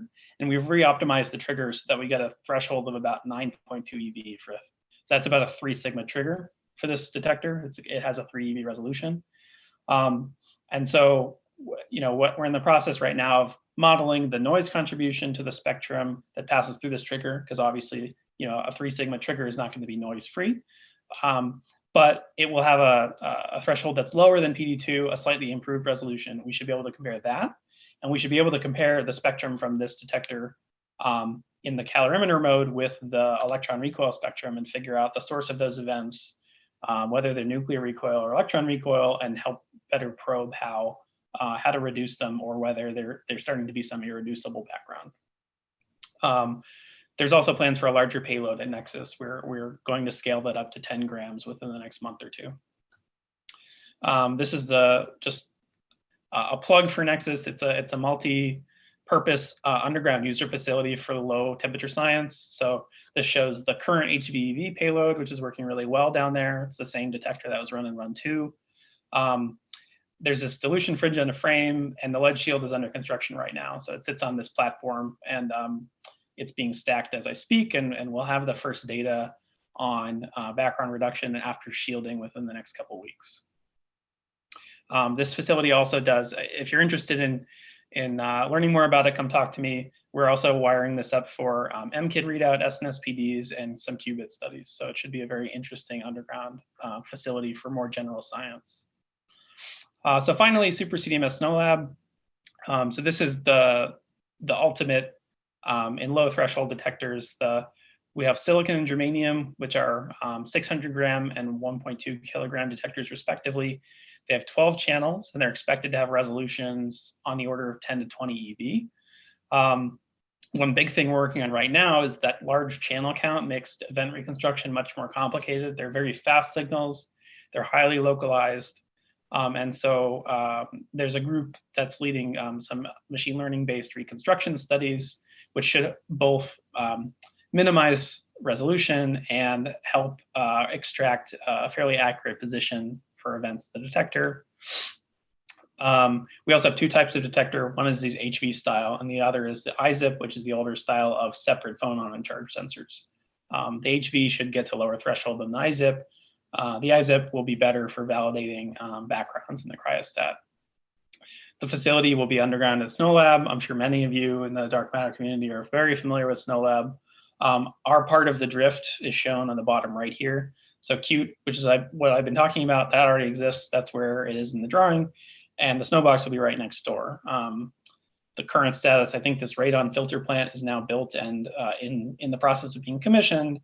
And we've taken delivery of the fridge. We're in the process of starting to test and move things to Snow Lab over the next year or so. As far as our long-term goals in the Super CDMS collaboration, but with Snow Lab, this is a breakdown that was put together recently. We already have limits from the R&D detectors and from Sudan that cover this whole space of, it's basically all of particle dark matter, including bosonic absorption down to 1 eV, and then electron recoil in the sort of 500 keV to 1 GeV range, as well as traditional NR up to a TeV or so, although, you know, above 10 GeV, it's not going to be necessarily all that competitive with the xenon experiments. But the projections that we've been showing for a while, we expect to have world-leading sensitivity down to about 500 MeV with the nominal Super CDMS Snow Lab payload. But the plan is sort of hybrid. You know, this will be the first run, and as we go forward, we will start to integrate more R&D detectors. So the high voltage detectors should drop in threshold, and that will gain us a better background discrimination as well.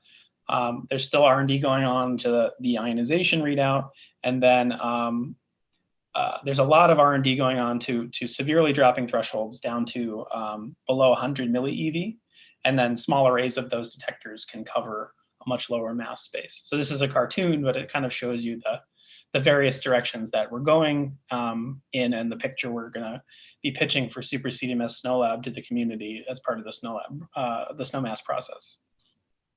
So summary, I talked about a lot of things. We're doing a lot of things. That's, if you come away with one impression, there's a lot of us, we do a lot of things, do a lot of R&D, and we now have a really nice process for taking the R&D and getting dark matter science out of it. So we are seeing lots of backgrounds at low energy. There's a lot of follow-up underway. I'm pointing, Yoni Khan gave a nice talk about phenomenologically interpreting some of these excesses yesterday, and Lauren Su is giving the overview talk next week on dark matter in general, and she'll talk a little bit about the status of these excesses in the dark matter community. Look out for a bunch of new results, especially this 9 eV threshold result in the next 6 months. The Snow Lab detectors will substantially improve exposure, and And they're going to benefit especially from what we learn about these new low energy backgrounds and about charge leakage. And then also, I didn't discuss in a ton of detail, but we have a lot of calibration programs underway to understand nuclear recoils. So the charge yield below a keV, especially down to 100 eV and less. And the first of those results should also be coming out by the end of the year. This was running the HVEV detector in the tunnel neutron beam. Yeah, so that's all I have. I know I went a little past the 20 minutes that I had for talking, but there's a couple minutes for questions, I think. Thank you very much, Noah. Yes, there are a few minutes for questions. Bjorn?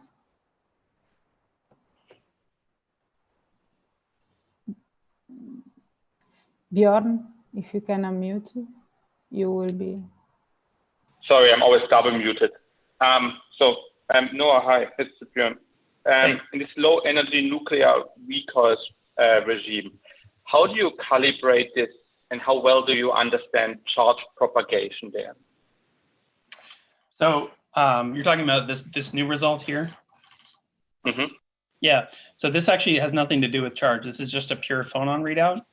Okay. So the charge is, the bias is 0 volt and the charge just recombines almost immediately. So we're just getting, the tens of thousands of phonons collected in the phonon sensors. The calibration, like I said, we have these 5 lines.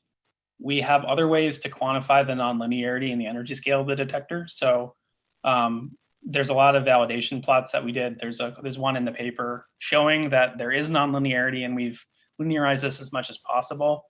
Part of the reason for the follow-up with the HVEV detectors is we can actually calibrate the energy scale with the laser. So we can get arbitrary data points below 1 keV.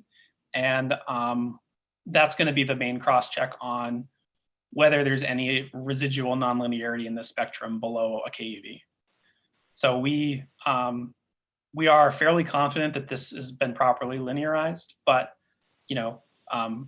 just like most of the other low nuclear recoil searches, we have this uncertainty of not really having a ton of calibration below 1 keV. And so we're working on strategies to bootstrap that. Okay, thank you. Chelsea, if you want to go next. Thank you. I had a question. Could you go back to, I think it was slide 16? Yes, this, please. Yeah, I was just wondering, you mentioned Poisson counting method is less sensitive to systematic uncertainties. Why is that? I'm just curious. So this is sort of to explain why the run 2 result here is slightly worse than the run 1, but the spectrum is the same. So what we're saying here is that essentially we've smeared in the run 1, the background is smeared enough that you have a broad Gaussian, you can kind of find with the optimal interval method bins where the natural fluctuation gives you a slightly better sensitivity. Because we're so quantized here, you can see the dark matter model for the run 2 spectrum has these sharp peaks. And so you can't really play games with the events in between peaks in the same way you can with a lower resolution detector. Okay. Yeah, so that's basically the resolution is good enough that we can literally just say, we expect the signal to be quantized. We look within 3 sigma of a peak and we just do a counting experiment. I see. Okay, thank you. So if no other question, I would like to thanks Noah for the nice talk again, and we can move ahead with the next speaker. Okay, that's my Zoom info, by the way, it's in the slides. Thank you, Noah. Thank you. So we have Simon Beal as the next speaker on the dark matter results from ICHEP Snow Lab. And if you can share your slides as well. Perfect. Thank you. Thank you, Katerina. So yes, I'm going to talk about the latest results from Deep 3600 at Snow Lab. Deep collaboration has 95 researchers from 9 countries, and so we're still growing as a collaboration. About half the collaborations from Canada, and the other institutes are listed here. What we're looking for is this kind of signal. Obviously, the sun, as it goes around the galactic center with the Earth in tow, sees a headwind of wind particles, and so we're hoping to detect these dark matter particles in our underground detectors on Earth. And we go underground because we want to shield our detector from cosmic rays. And so there's this 8 order magnitude decrease from surface counts in terms of muon flux to going to Snow Lab, which is one of the deepest laboratories in the world. And so DEEP is located in Cube Hall, which is here on this map of Snow Lab, located right here. And so you can see the snow detector, which now upgraded to Snow Plus. This is going to be DEEP right here. And if you haven't seen Snow Lab, if you haven't visited, there's a virtual visit on the Outreach website that I highly recommend. And so it's on this link here. And so I'm going to show a few pictures of DEEP during construction, so you have a clear view of the detector. DEEP is the largest acrylic cryostat ever built. Here you can see the installation of the neck of the detector. This is going to be important later. And on each of these spots here, 255 of them, there are light guides. So this is shown with the light guides installed in figure A here. And then reflectors were installed on each light guide. And then PMTs were bonded looking inward in each of 255 channels here. And after backing foam insulation and a steel shell installation, and also muon veto PMTs looking outward, the detector looked like this. And then we filled the water Cherenkov veto.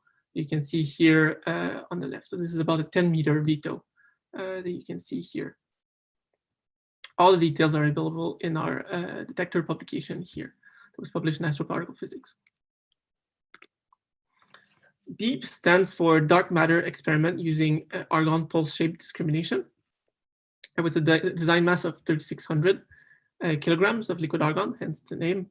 And the goal is really to detect dark matter particles colliding with argon nuclei. And so these dark matter particles come through the Snow Lab over Berlin into the liquid argon detector, inducing nuclear recoils. And then if they do, if dark matter exists and is detectable, these nuclear recoils would show up in excitations of the argon into the dimer excited state.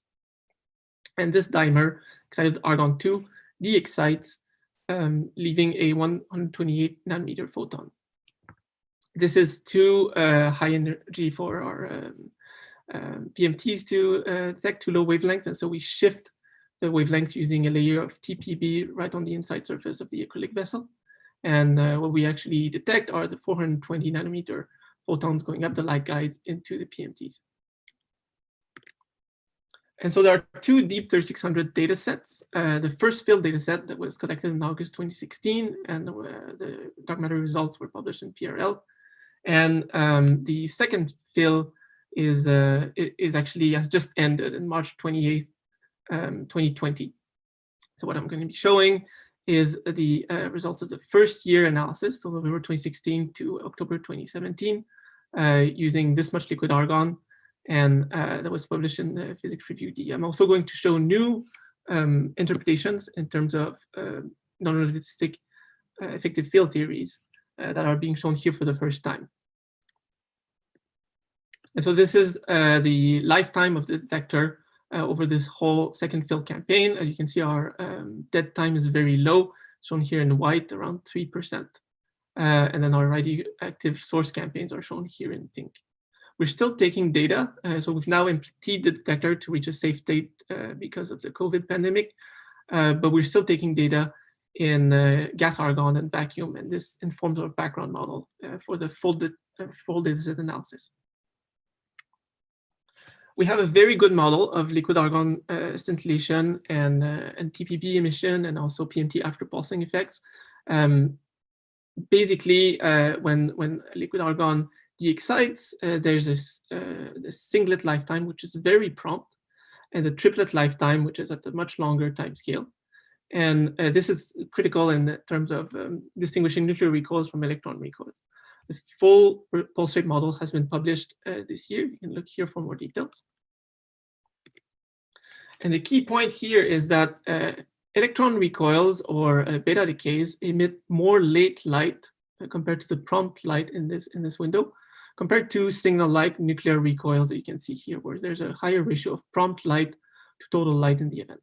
And so f prompt is the variable that we use here, which is the prompt fraction of the light, and you can see it in a 1D histogram here. And so in this neutron source calibration data, you can see how neutron nuclear recoils created this pink line here, including the gamma emissions that is well modeled with data, whereas argon-39 argon-39 beta emissions created this shape here. And so we have a very good parameterization and understanding of pulse shape discrimination in our detector. And taking a cumulative distribution function from this data set without calibration source, we get this plot, which is the CDF of f prompt for a sliding cut, and demonstrating a world-leading PSD performance of 10 to the minus 9 for 50% nuclear recoil acceptance. More details in our paper here. And so looking at the events that we do detect, so f prompt here is shown here on the y-axis compared to the number of photoelectrons detected. And so in what we call the electronic recoil band, you see this argon-39 again here. At higher energy, these are gamma decays causing these events. In the nuclear recoil band, we see full energy alpha decays, but then some alphas are attenuated. Some neutron scatters can create lower energy events. These are mainly the backgrounds we need to quantify the most, because the dark matter region of interest is right here at low energy, high f prompt.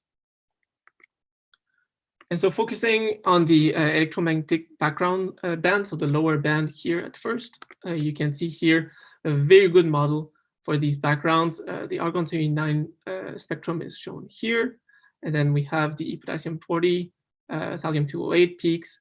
This shoulder here is dominated by argon-42, potassium-42 decays. And so this provided the world-leading measurement of the activity for these decays in atmospheric argon. In terms of the nuclear recoils, neutrons can that predominantly come from alpha N reactions in the PMTs can scatter around. Some of them, so most of them will be absorbed in the foam and the acrylic, but some of them can reach the liquid argon, what they call nuclear recoils, before they capture either on hydrogen or argon-40. When they do capture and we see the gamma, we can reject the event. Otherwise, this allows for defining a control region where we can have data-driven estimate of neutron background. And this estimate is in agreement with our bottoms-up estimate, taking material assays, or PMTs, for example, as input. In terms of alpha backgrounds, the takeaway here is that we have a very good model. Our model describes very well the data that you can see here in the black crosses. And so the different components from the model are shown here in color. This is for alpha decays in the bulk of the detector. And so because all the energy here is deposited in liquid argon, these are much higher energy than potential dark matter interactions. And so this has no impact on the dark matter search. In terms of surface alpha backgrounds, there is this tail here going to lower photoelectrons detected. This is because a lot of the energy can be deposited in the acrylic or the TPB before being detected. And potentially this leaks into the dark matter region of interest, but fortunately, these events reconstruct right at the surface of the detector. And so this requires very good position reconstruction, which is the topic of this slide. And so in DEEP, we have two main algorithms that are complementary. There's one that's PE based, in that more photoelectrons are detected closer to the event. If you can imagine a surface event, most of the photons will go towards the nearest PMT. And so using the full 10 microsecond event window, we can have a very good reconstruction based on just on the pattern of detected signals in the PMTs. The other one is time residual based. And so based on the time of flight of the photons, photoelectrons will be detected earlier, closer to the event. And so using the first 40 nanosecond of the event, we can use a likelihood fit to the time of arrival distribution detected in the event to get a reconstructed position. And so both of these algorithms are reconstructing the events very well. For illustration, this is the reconstructed radius, histogram as a function of reconstructed radius, and the contained liquid argon mass based on our observation of argon-39 events. And so you can see there's very good agreement between the results from our fitters versus the analytical calculation for the contained liquid argon mass at a given radius. Our fiducial radius here is 630 millimeters in reconstructed R. And this is far enough from the surface, which is at 150, given our resolution of 30-45 millimeters at the fiducial volume boundary. This is very far from the actual surface. And so the leakage of surface alphas is very small, as shown here. NEC alpha backgrounds, on the other hand, are a more challenging, unexpected background, unexpected during the design of the detector, that ends up being very significant in deep. And so what's happening here is that in these flow guides, the liquid argon that's being cooled down drips from the inner side here, and then there's gas argon from evaporation that comes out here in the outer part of the flow guide. This leads to condensation on these cold surfaces. And so when there's a polonium-210 decay on one of these surfaces, sometimes for some topologies, the light will be shadowed just enough to show up in the low energy, high F-prompt WIMP region of interest. And so this is very signal-like and results in a particularly challenging source of background events. But by now we have a good simulation, a good model of what's going on. And this is shown on this slide where you can see these. So what's shown here is a reconstructed Z, vertical position in the detector, versus photoelectrons detected. And the smoking gun is really these arms feature here that are seen in the data. And so on the left, this is simulation from a model. On the right, this is data. And you can clearly see the same features here. And so this allows for a template fit using multiple control regions defined here in blue, and constraining separately the contribution from the outer flow guide and the inner flow guide surfaces, as shown here in this fit. There's also an extra source of background that we're actively investigating. By now we know what it is, and it'll feature in our next dark matter publication. This is shown here in red, and we have a better model than flat now, but this is what has been published so far. So for rejecting these NEC alpha backgrounds, we developed a dedicated event selection. One feature that helps a lot is that we have NEC veto wavelength shifting fibers here on top of the detector. And so in events that come from the NEC tend to lead to excess light. And so we apply what we call the NEC veto based on light in these fibers that are detected with 4 dedicated PMTs in the NEC. When there's a NEC event, there's also excess light in the top rows of the PMTs here due to reflection on the liquid argon surface. This also results in early light in the top rows of PMT, so we have cuts to reject those events. And also, crucially, our 2 position reconstruction algorithms disagree when it's an actual NEC event versus when it's a true scintillation event from the liquid argon bulk. Shown here is a delta Z between the time-based and PE-based reconstruction algorithms for a WIMP simulation shown in green, argon-39 data shown in blue. So you can see there's very good agreement between our fitters here, but then for NEC events, this disagrees. And so this allows us to place a cut on this quantity. And so overall, there's one last handle, which is pulse shape discrimination. These NEC alpha events are at truly higher energy. It's just that the light is shadowed. So this results in slightly higher F-prompt, which is shown here in the red band, compared to actual low energy recoils, which are slightly lower. So this is the green band that is shown here, again, in F-prompt versus PE. And then because of pulse shape discrimination, the argon-39 backgrounds are much lower in F-prompt. And so this is our region of interest shown here in black. And this is our acceptance, and our background budget for the 231 live day analysis is shown here, which is, as you can see, dominated by these NEC alpha events. And so the critical moment was Was dark matter observed in the first year of data taking? Nope, we saw no event in the fiducial volume here. As expected, there are some surface events here shown in green, and there are some events reconstructing at lower radius. These can be neutrons or surface misconstruction that are closer to the surface here. But there's no event observed here in the signal region, whereas we have significant WIMP acceptance. And so this is what we published last year and resulted in this limit shown here in red. Where it gets more interesting is our recent reevaluation of these limits for other sets of hypotheses beyond the benchmark. And so what's shown here, and it's shown at this conference for the first time, is variations in the speed distributions for dark matter compared to the standard halo model. And so the black line that you can see in each of these plots is the same. It's the distribution that's expected from the standard halo model, which is the benchmark they used in most publications.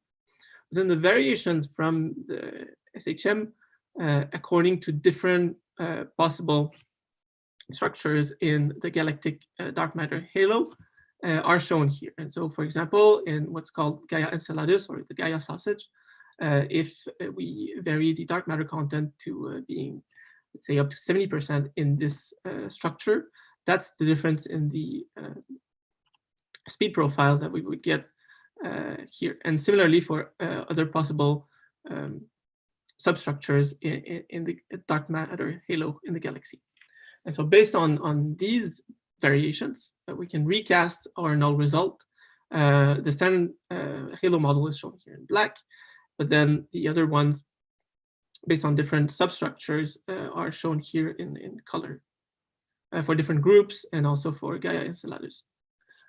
It's also noteworthy that for isospin violating dark matter couplings, and so without assuming the same coupling to protons versus neutrons, DEEP is actually word leading for a region of the parameter space. And then we also investigated in a more general non-relativistic effective field theory framework, where instead of taking just the operator O1 as is typically used in the benchmark, we considered other effective field theory operators here, O11, O3, O8, O5. And here you can see the same limits on the spin-independent dark matter cross-section as a function of dark matter mass. And what's the colored band here is the variation for more dark matter, let's say in the S1 dark matter halo substructure. This is for a retrograde stellar stream S1, where you can see the delta sigma in the limit versus sigma in the standard halo model. So you see these variations here for a prograde stellar stream. It goes in the other direction. And so what I've shown you so far is our published dark matter search from our first year data set, November 2016 to October 2017. But we have now a lot more data collected, 80% blind since January 1st, 2018. And so now to improve the sensitivity using this data set, we have developed 3 multivariate analysis algorithms specifically targeted against NEC alpha events. So what's shown here is the neural network score for nuclear recoil, shown in blue, versus NEC alpha events, shown here in orange. And so there's very good performance. And then this is also being validated in data. And here's shown good agreement in the score between our Argon 39 event simulation versus real events. And so now we're validating all 3 of these algorithms and looking at all correlations between input and output variables to make sure we can use them in the dark matter search. And we're going to re-optimize our dark matter candidate event selection to be especially sensitive in our 3-year data analysis. The main upgrades that are coming forward, and now that we've emptied the detector, is that we have an ambitious hardware upgrade program. So the main objective is to limit and mitigate these background sources in the experiment. And so we're replacing the NEC. We're also going to cover the new NEC with a slow wavelength shifter to remove the NEC backgrounds with PSD, and keeping the NEC warm with an alternate cooling system. And so this should be the end. We should have a NEC background free exposure starting in 2021. And we're also dealing with this other source of background that I alluded to. And so the current status is that these repairs are going to take place in the coming 6 months. And we expect new dark matter search data in this upgraded detector starting in 2021. And so this sensitivity here would be even improved compared to our current data. And this will also inform the design of next generation liquid argon dark matter experiments. I'm out of time here. I just want to advertise the Global Argon Dark Matter Collaboration. DarkSide and Deep and MiniClean and RDM collaborations have joined forces towards DarkSide20K, as was explained in Luigi's talk yesterday. And so the DarkSide20K technical design report is in preparation, but this experiment is projected to be extremely sensitive to spin-independent dark matter interactions with nuclear recoils. And we're also working in earnest towards Argo, the multi-100-ton liquid argon detector, to reach the neutrino floor. And so in conclusion, we're looking for dark matter with Deep 3600. We have an excellent detector performance, and we're going to analyze our full 3-year data set using a multivariate analysis. There's a lot of new searches and measurements that I haven't talked about. There's a search for multiply interacting massive particles. There's analysis of the muon flux at SNOLAB. There are argon-39 specific activity and half-life measurements coming up, and a search for solar axions, just to mention a few. And so we have an ambitious physics program with our rich data set, and are going to perform a hardware upgrade to be even more sensitive to dark matter going forward. Thank you.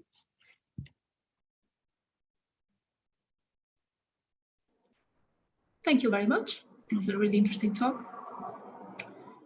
And there's any questions from the audience?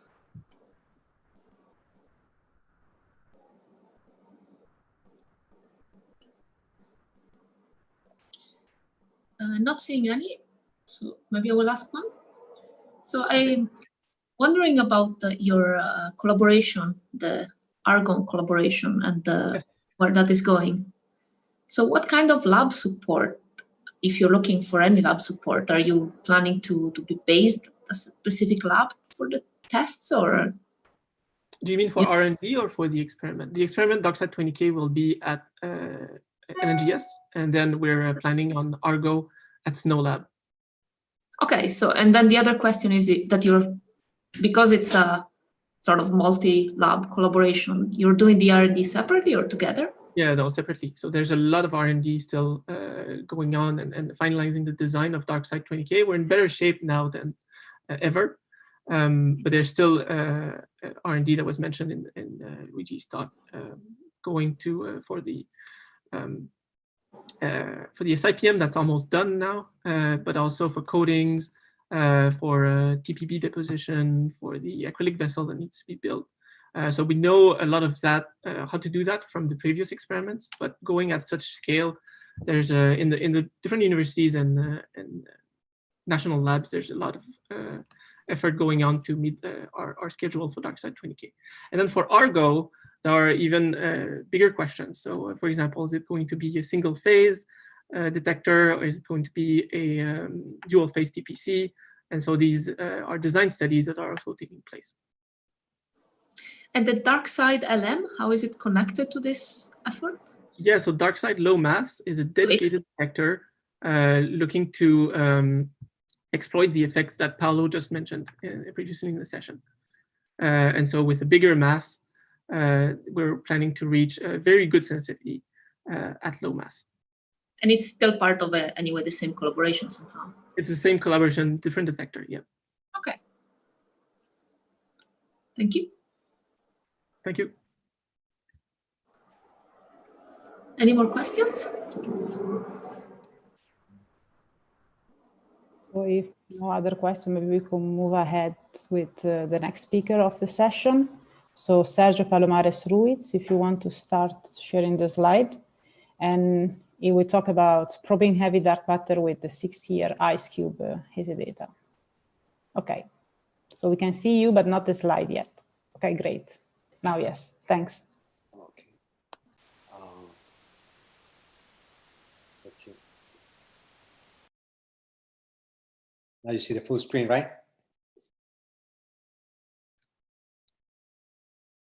Yes. Okay. Okay. So okay, thank you. And yeah, I'm going to well, thank you. Good afternoon, good evening, and good morning to everyone. And I'm well, being the last talk of the session, I'm probably, I think I was of the day.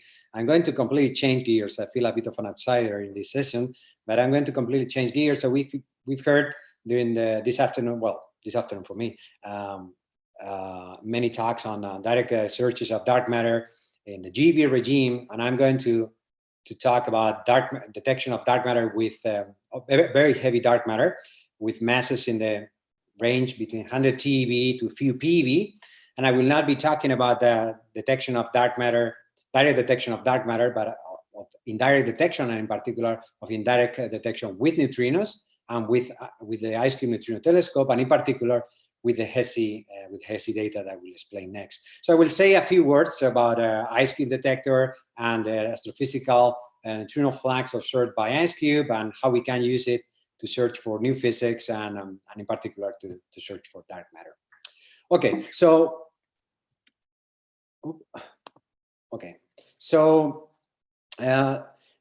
the ICHEP neutrino detector, probably you know, and I'm sure you know, and I don't even have a slide for that, but it's a gigantic detector placed at the South Pole. Is 1 kilometer cube of instrumented material in the ice. And the detection principle is the detection of the Cherenkov light emitted by the charged particles, which are produced by particles in neutrino interactions, either inside the detector or outside the detector. And this is why we have like two grand classes of events. Then there are subcategories, but these are the two types of searches. So one is using contained events, in which case the interaction vertex of the neutrino happens inside the detector. And this is the type of events that I will be discussing in this talk. HESI events stands for high energy starting events. And this is a sample of events that have the vertex inside the detector. And then we have through or muon events, which are produced by muon neutrinos that go through the Earth and produce a muon lepton outside the detector, and this muon goes through the detector, and this is why they are called through muons. And one can do a fit of the data, trying to fit the astrophysical neutrino flux, which is way over the atmospheric background and many sigma already. With the number of years that ICHEP has been collected data, this is settled at many sigma. So one can do a fit of the observed astrophysical spectrum with a simple and featureless power law flux. That is what one would expect naively and roughly from astrophysical accelerators. And it turns out that if one does this kind of fit, for instance, with the contained sample, like HESI sample, one gets something like this orange contours, this is the normalization of the spectrum, and this is the spectral index. So basically one gets an index which is very large, very soft spectrum, an index very close to 3, which is much softer than what one would expect naively from an astrophysical accelerator. What happens is if one does the fit with the through or in sample, then one gets this blue contour, and that means that it represents a much harder spectrum, much in agreement with the expectations, the theoretical expectations, something like a spectral index of 2.2, 2.3, something like that. So this tension between these two samples, and here this is another result from a different sample, are in tension at more than 2 sigma, I would say close to 3 sigma. So this might be more than a tension on the data samples or anything. It's really maybe a tension on the input that we are using. So maybe the simple power law featureless spectrum is not the end of the story, and the spectrum, it has more structure, and maybe we need more components. And actually the rest of the talk will be more along those lines, to having what is the implication of having more components, and if we can fit the data better than with a single component. So how can we use this data, all these neutrinos observed by ICHEP, to search for new physics? Basically, it's using the different observables in ICHEP. One can use the energy, which is measured in ICHEP of these events. One can use also the arrival direction, so the angular spectrum of the neutrino flux that reaches ICHEP. And one can also use the flavor composition of this flux, which is a unique, let's say, observable with neutrino detectors. And then one can also use the arrival time of these neutrinos when compared with other messengers. Here I have many different scenarios that are affected by or affect different observables. But in the case of, I will be concentrated on dark matter decays, and I will make some comments on annihilations. The observables that are mostly affected are the energy spectrum and the angular spectrum. A little bit on flavor, but not really important. These are the two main. Energy and angular direction is the most important observables. So let me talk about dark matter decays next. So actually, just soon after the first 2 PeV neutrinos in IceCube were observed, there was this paper by Feldstein and collaborators where they posed the following question: can these highest energy PeV neutrinos be explained by heavy dark matter decays? And actually, one can do a simple back-of-the-envelope calculation and realize that to explain PeV events, one needs PeV dark matter. So for this mass, one would need a lifetime of the order of 10 to the 28 seconds or so, which is kind of reasonable or can be achieved from theoretical models. And soon after this paper, there was another paper by Smiley and Serpico, where actually they were not trying to explain only the highest energy events, so these 2 PeV events, but they were considering the possibility to explain all the IceCube neutrinos on top of the atmospheric background to be explained by heavy dark matter decays. They used 2 years of HESI data, and they consider different combinations of soft and hard channels and managed to get a reasonable fit of the astrophysical neutrino flux in terms of dark matter decays. Actually, this qualitatively has not changed much along the years, as I will explain in this talk. Okay, so this was the thing, and so what are the neutrinos from dark matter decay coming from? So we have 2 components. We have one galactic component, which depends on the density of the dark matter, so it's more concentrated towards the galactic center. And then we have an extragalactic component, which is isotropic. So this, the sum of these 2 components, of these 2 contributions, produces an angular anisotropy on the signal, unlike what happens with the expected isotropic astrophysical signal. And here in these 2 figures, I'm showing you just different neutrino fluxes expected for different decay channels. So for instance, on the right, I'm showing you the dark matter decays into leptons, and that produces very hard channels. Unlike what happens if dark matter decays into quarks, in which case the neutrino spectrum is much softer, picking at lower energies. And this is just something to keep in mind for the rest of the talk. Decays into quark channels produce soft channels, soft neutrino spectrum, and decays into leptons produce a hard neutrino spectrum. Okay, so after these few early papers on proposing the possibility that part of all of the neutrino spectrum observed by IceCube could be explained in terms of dark matter decays, there were a number of papers investigating the possibility that if the angular spectrum was compatible with what was seen. As I just mentioned, the dark matter decays would have some angular anisotropy towards the more enhanced towards the galactic center. And there were a number of papers saying that, asking this question, like, are neutrinos from dark matter decays compatible with the angular distribution of the IceCube events? And depending, there were different analyses, as I said, using different samples, different assumptions. So they got slightly different conclusions, but they were not significantly different. Basically, all the conclusions are similar within, say, 1.5 sigma. So we cannot really tell which one of the 2 options is better, just with the current statistics and using these 2 hypotheses. Okay, so, but so far I've only considered the possibility that these events could be explained by only dark matter decays, like in the Smiley and Serpico paper. But if we only explain part of the spectrum, we need to explain the rest, and the rest would be explained with astrophysical neutrino flux, the usual expected astrophysical neutrino flux. As far as I know, the first analysis that included dark matter decays and an astrophysical neutrino flux trying to fit the HESI data was this paper by Atri Bhattacharya, Halsey Green, and Nina Sorchevich, where they fixed the astrophysical index to 2. Then there have been other analyses doing limits on monochromatic decays. By no means This list of papers that I mentioned here is exhaustive. These are just a selection of some of the early papers on this.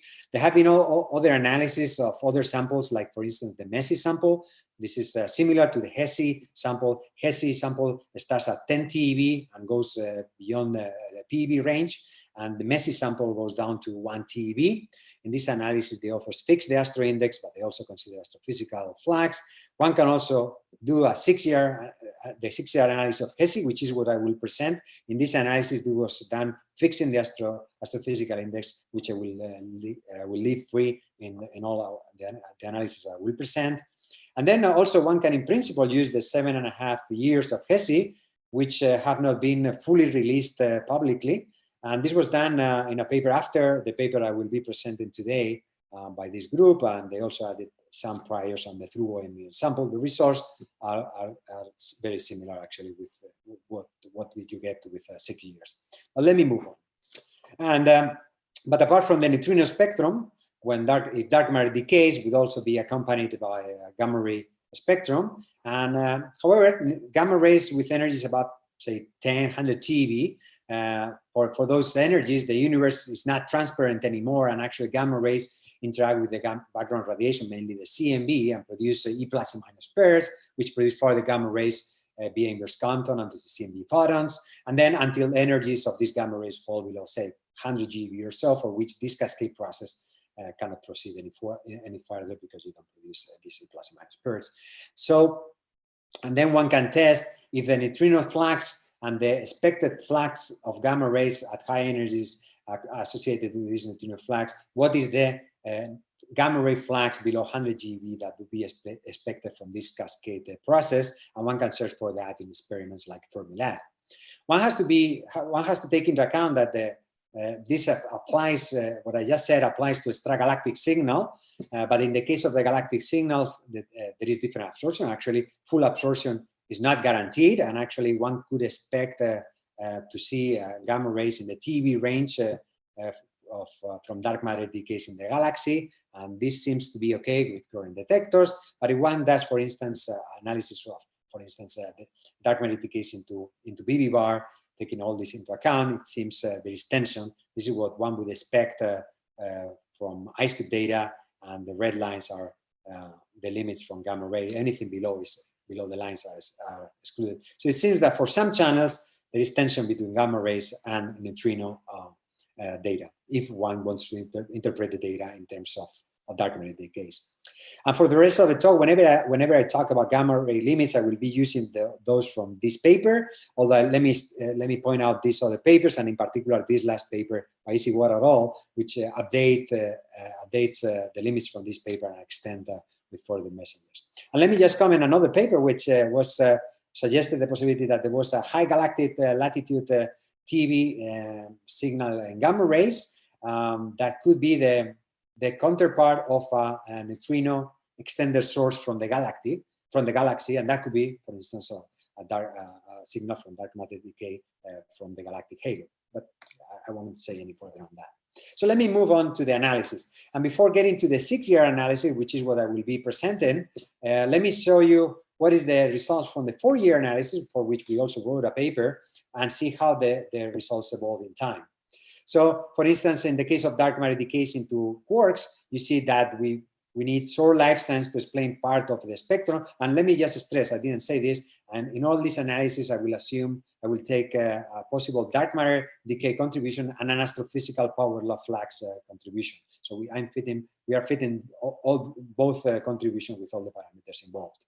So in the case of dark matter decays into quark channels, you see a soft spectrum explaining the 100 TeV. This is the black line is the expected, the best fit for dark matter decays, and the green line is the astrophysical flux, and the total one is the magenta one.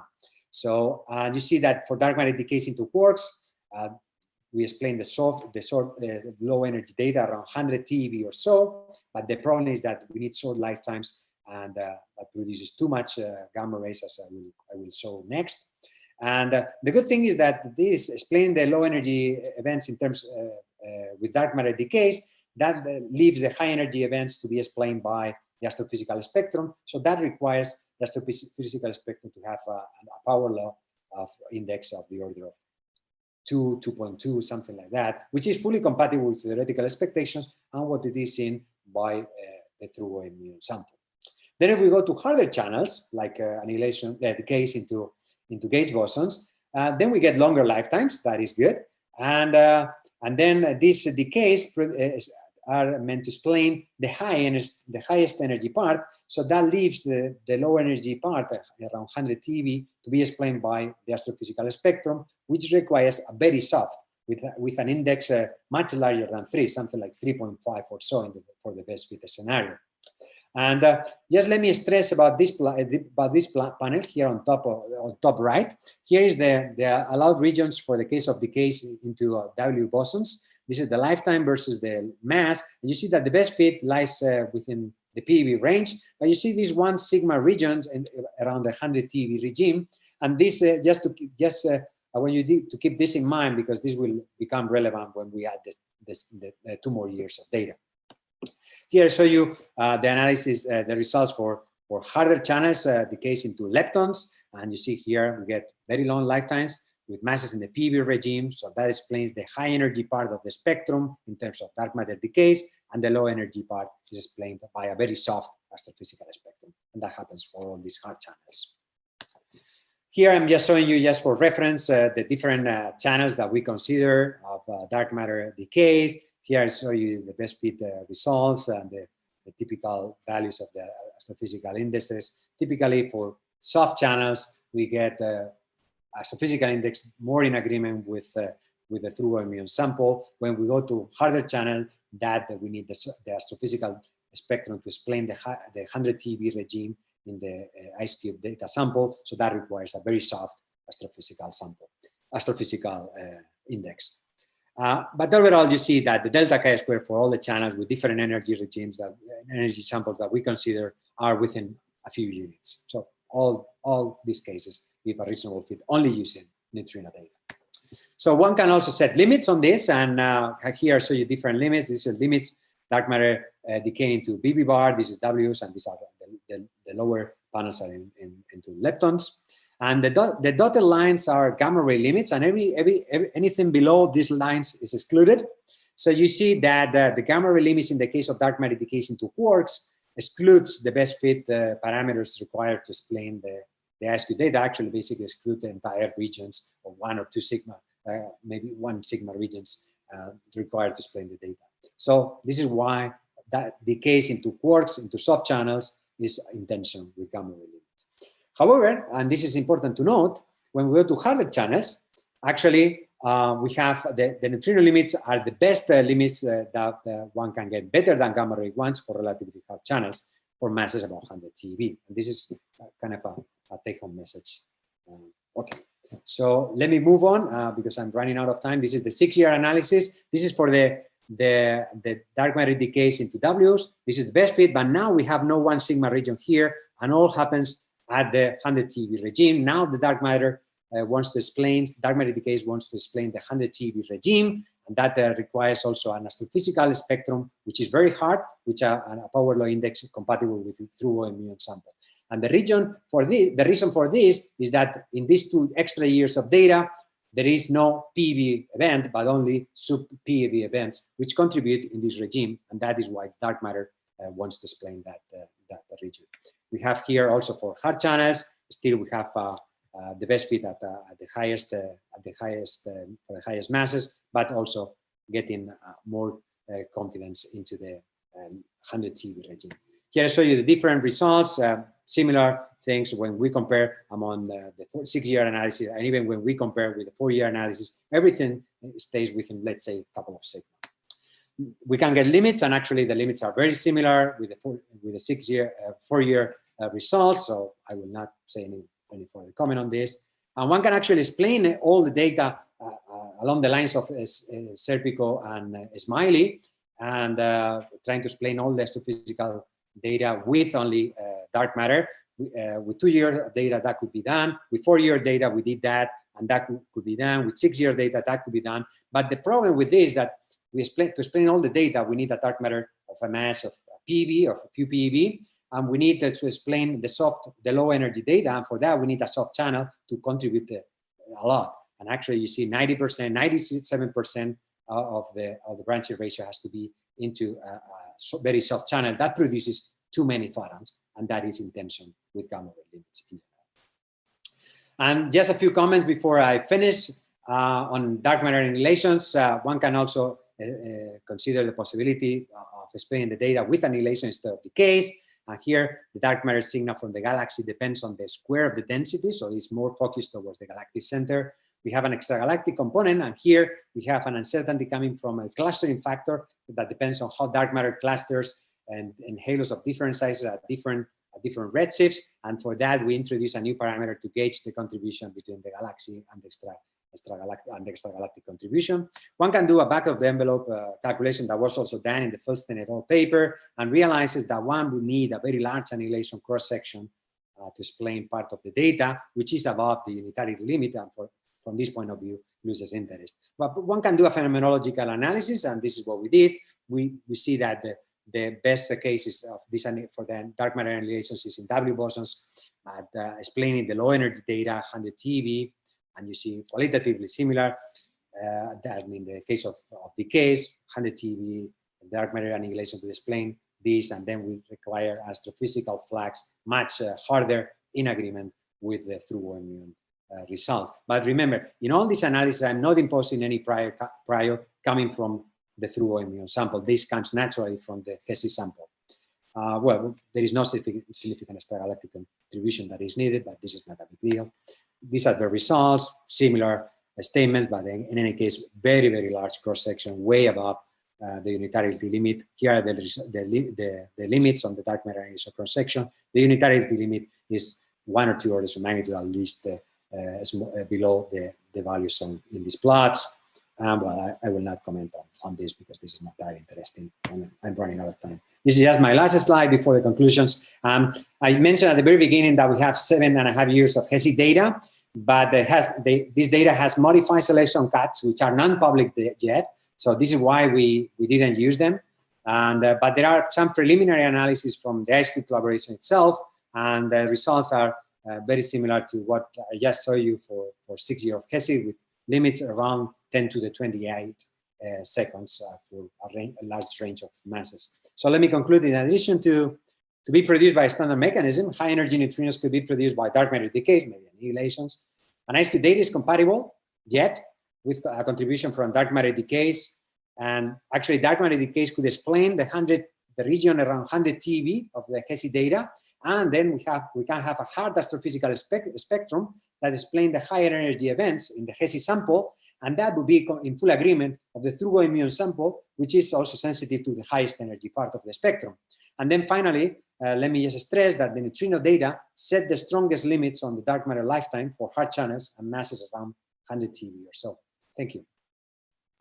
Thank you very much, Serge, for the very nice talk. Are there any questions? I have just a curiosity. I'm very naive on, so what does how a different density profile might affect your result? You mean the dark matter density profile in the galaxy? Yeah. Little, actually. We, as I mentioned, with the current data, distinguishing a purely isotropic signal from a signal with the anisotropy associated to the, for instance, dark matter decay is very hard with current statistics. It cannot be done at, say, more than, it's definitely less than 2 sigma. So barring the astrophysics, the profile of the dark matter within the galaxy would simply add some fraction, a small difference with respect to the decay. And we cannot distinguish that dark matter decay from a purely isotropic yet. Okay. So are there any question or comment for this last talk? If not, I would like to thank Serge and all the speakers of the session. And I leave the last comment to Caterina. Thank you. Indeed. Thank you very much for the session and for contributing with both talks and questions. And we are obviously not done with dark matter. And we'll have another session tomorrow morning, starting bright and early at 8 a.m. in European time. The session tomorrow will be both the kinds of WIMP dark matter experiments, results, interpretations, and also sort of community building. So it's an interesting session for everyone. For tonight, some of the speakers have put up their Zoom link if they want to be found, and they don't have anything else to do because it's kind of late as well in Europe. So you can click on the talk and see if there's a Zoom link below that. And I will be around for a little bit longer here in case there's any technical problems. But I think everyone who wanted to have their Zoom link up had their Zoom link up. Otherwise, you can even keep this one open for a while. And with that, I hope I didn't forget anything, Sylvia. I guess no. Okay, good. Okay, so thank you again, and see you either in the rooms of the speakers or tomorrow morning. Thanks a lot. Thank you very much. Bye.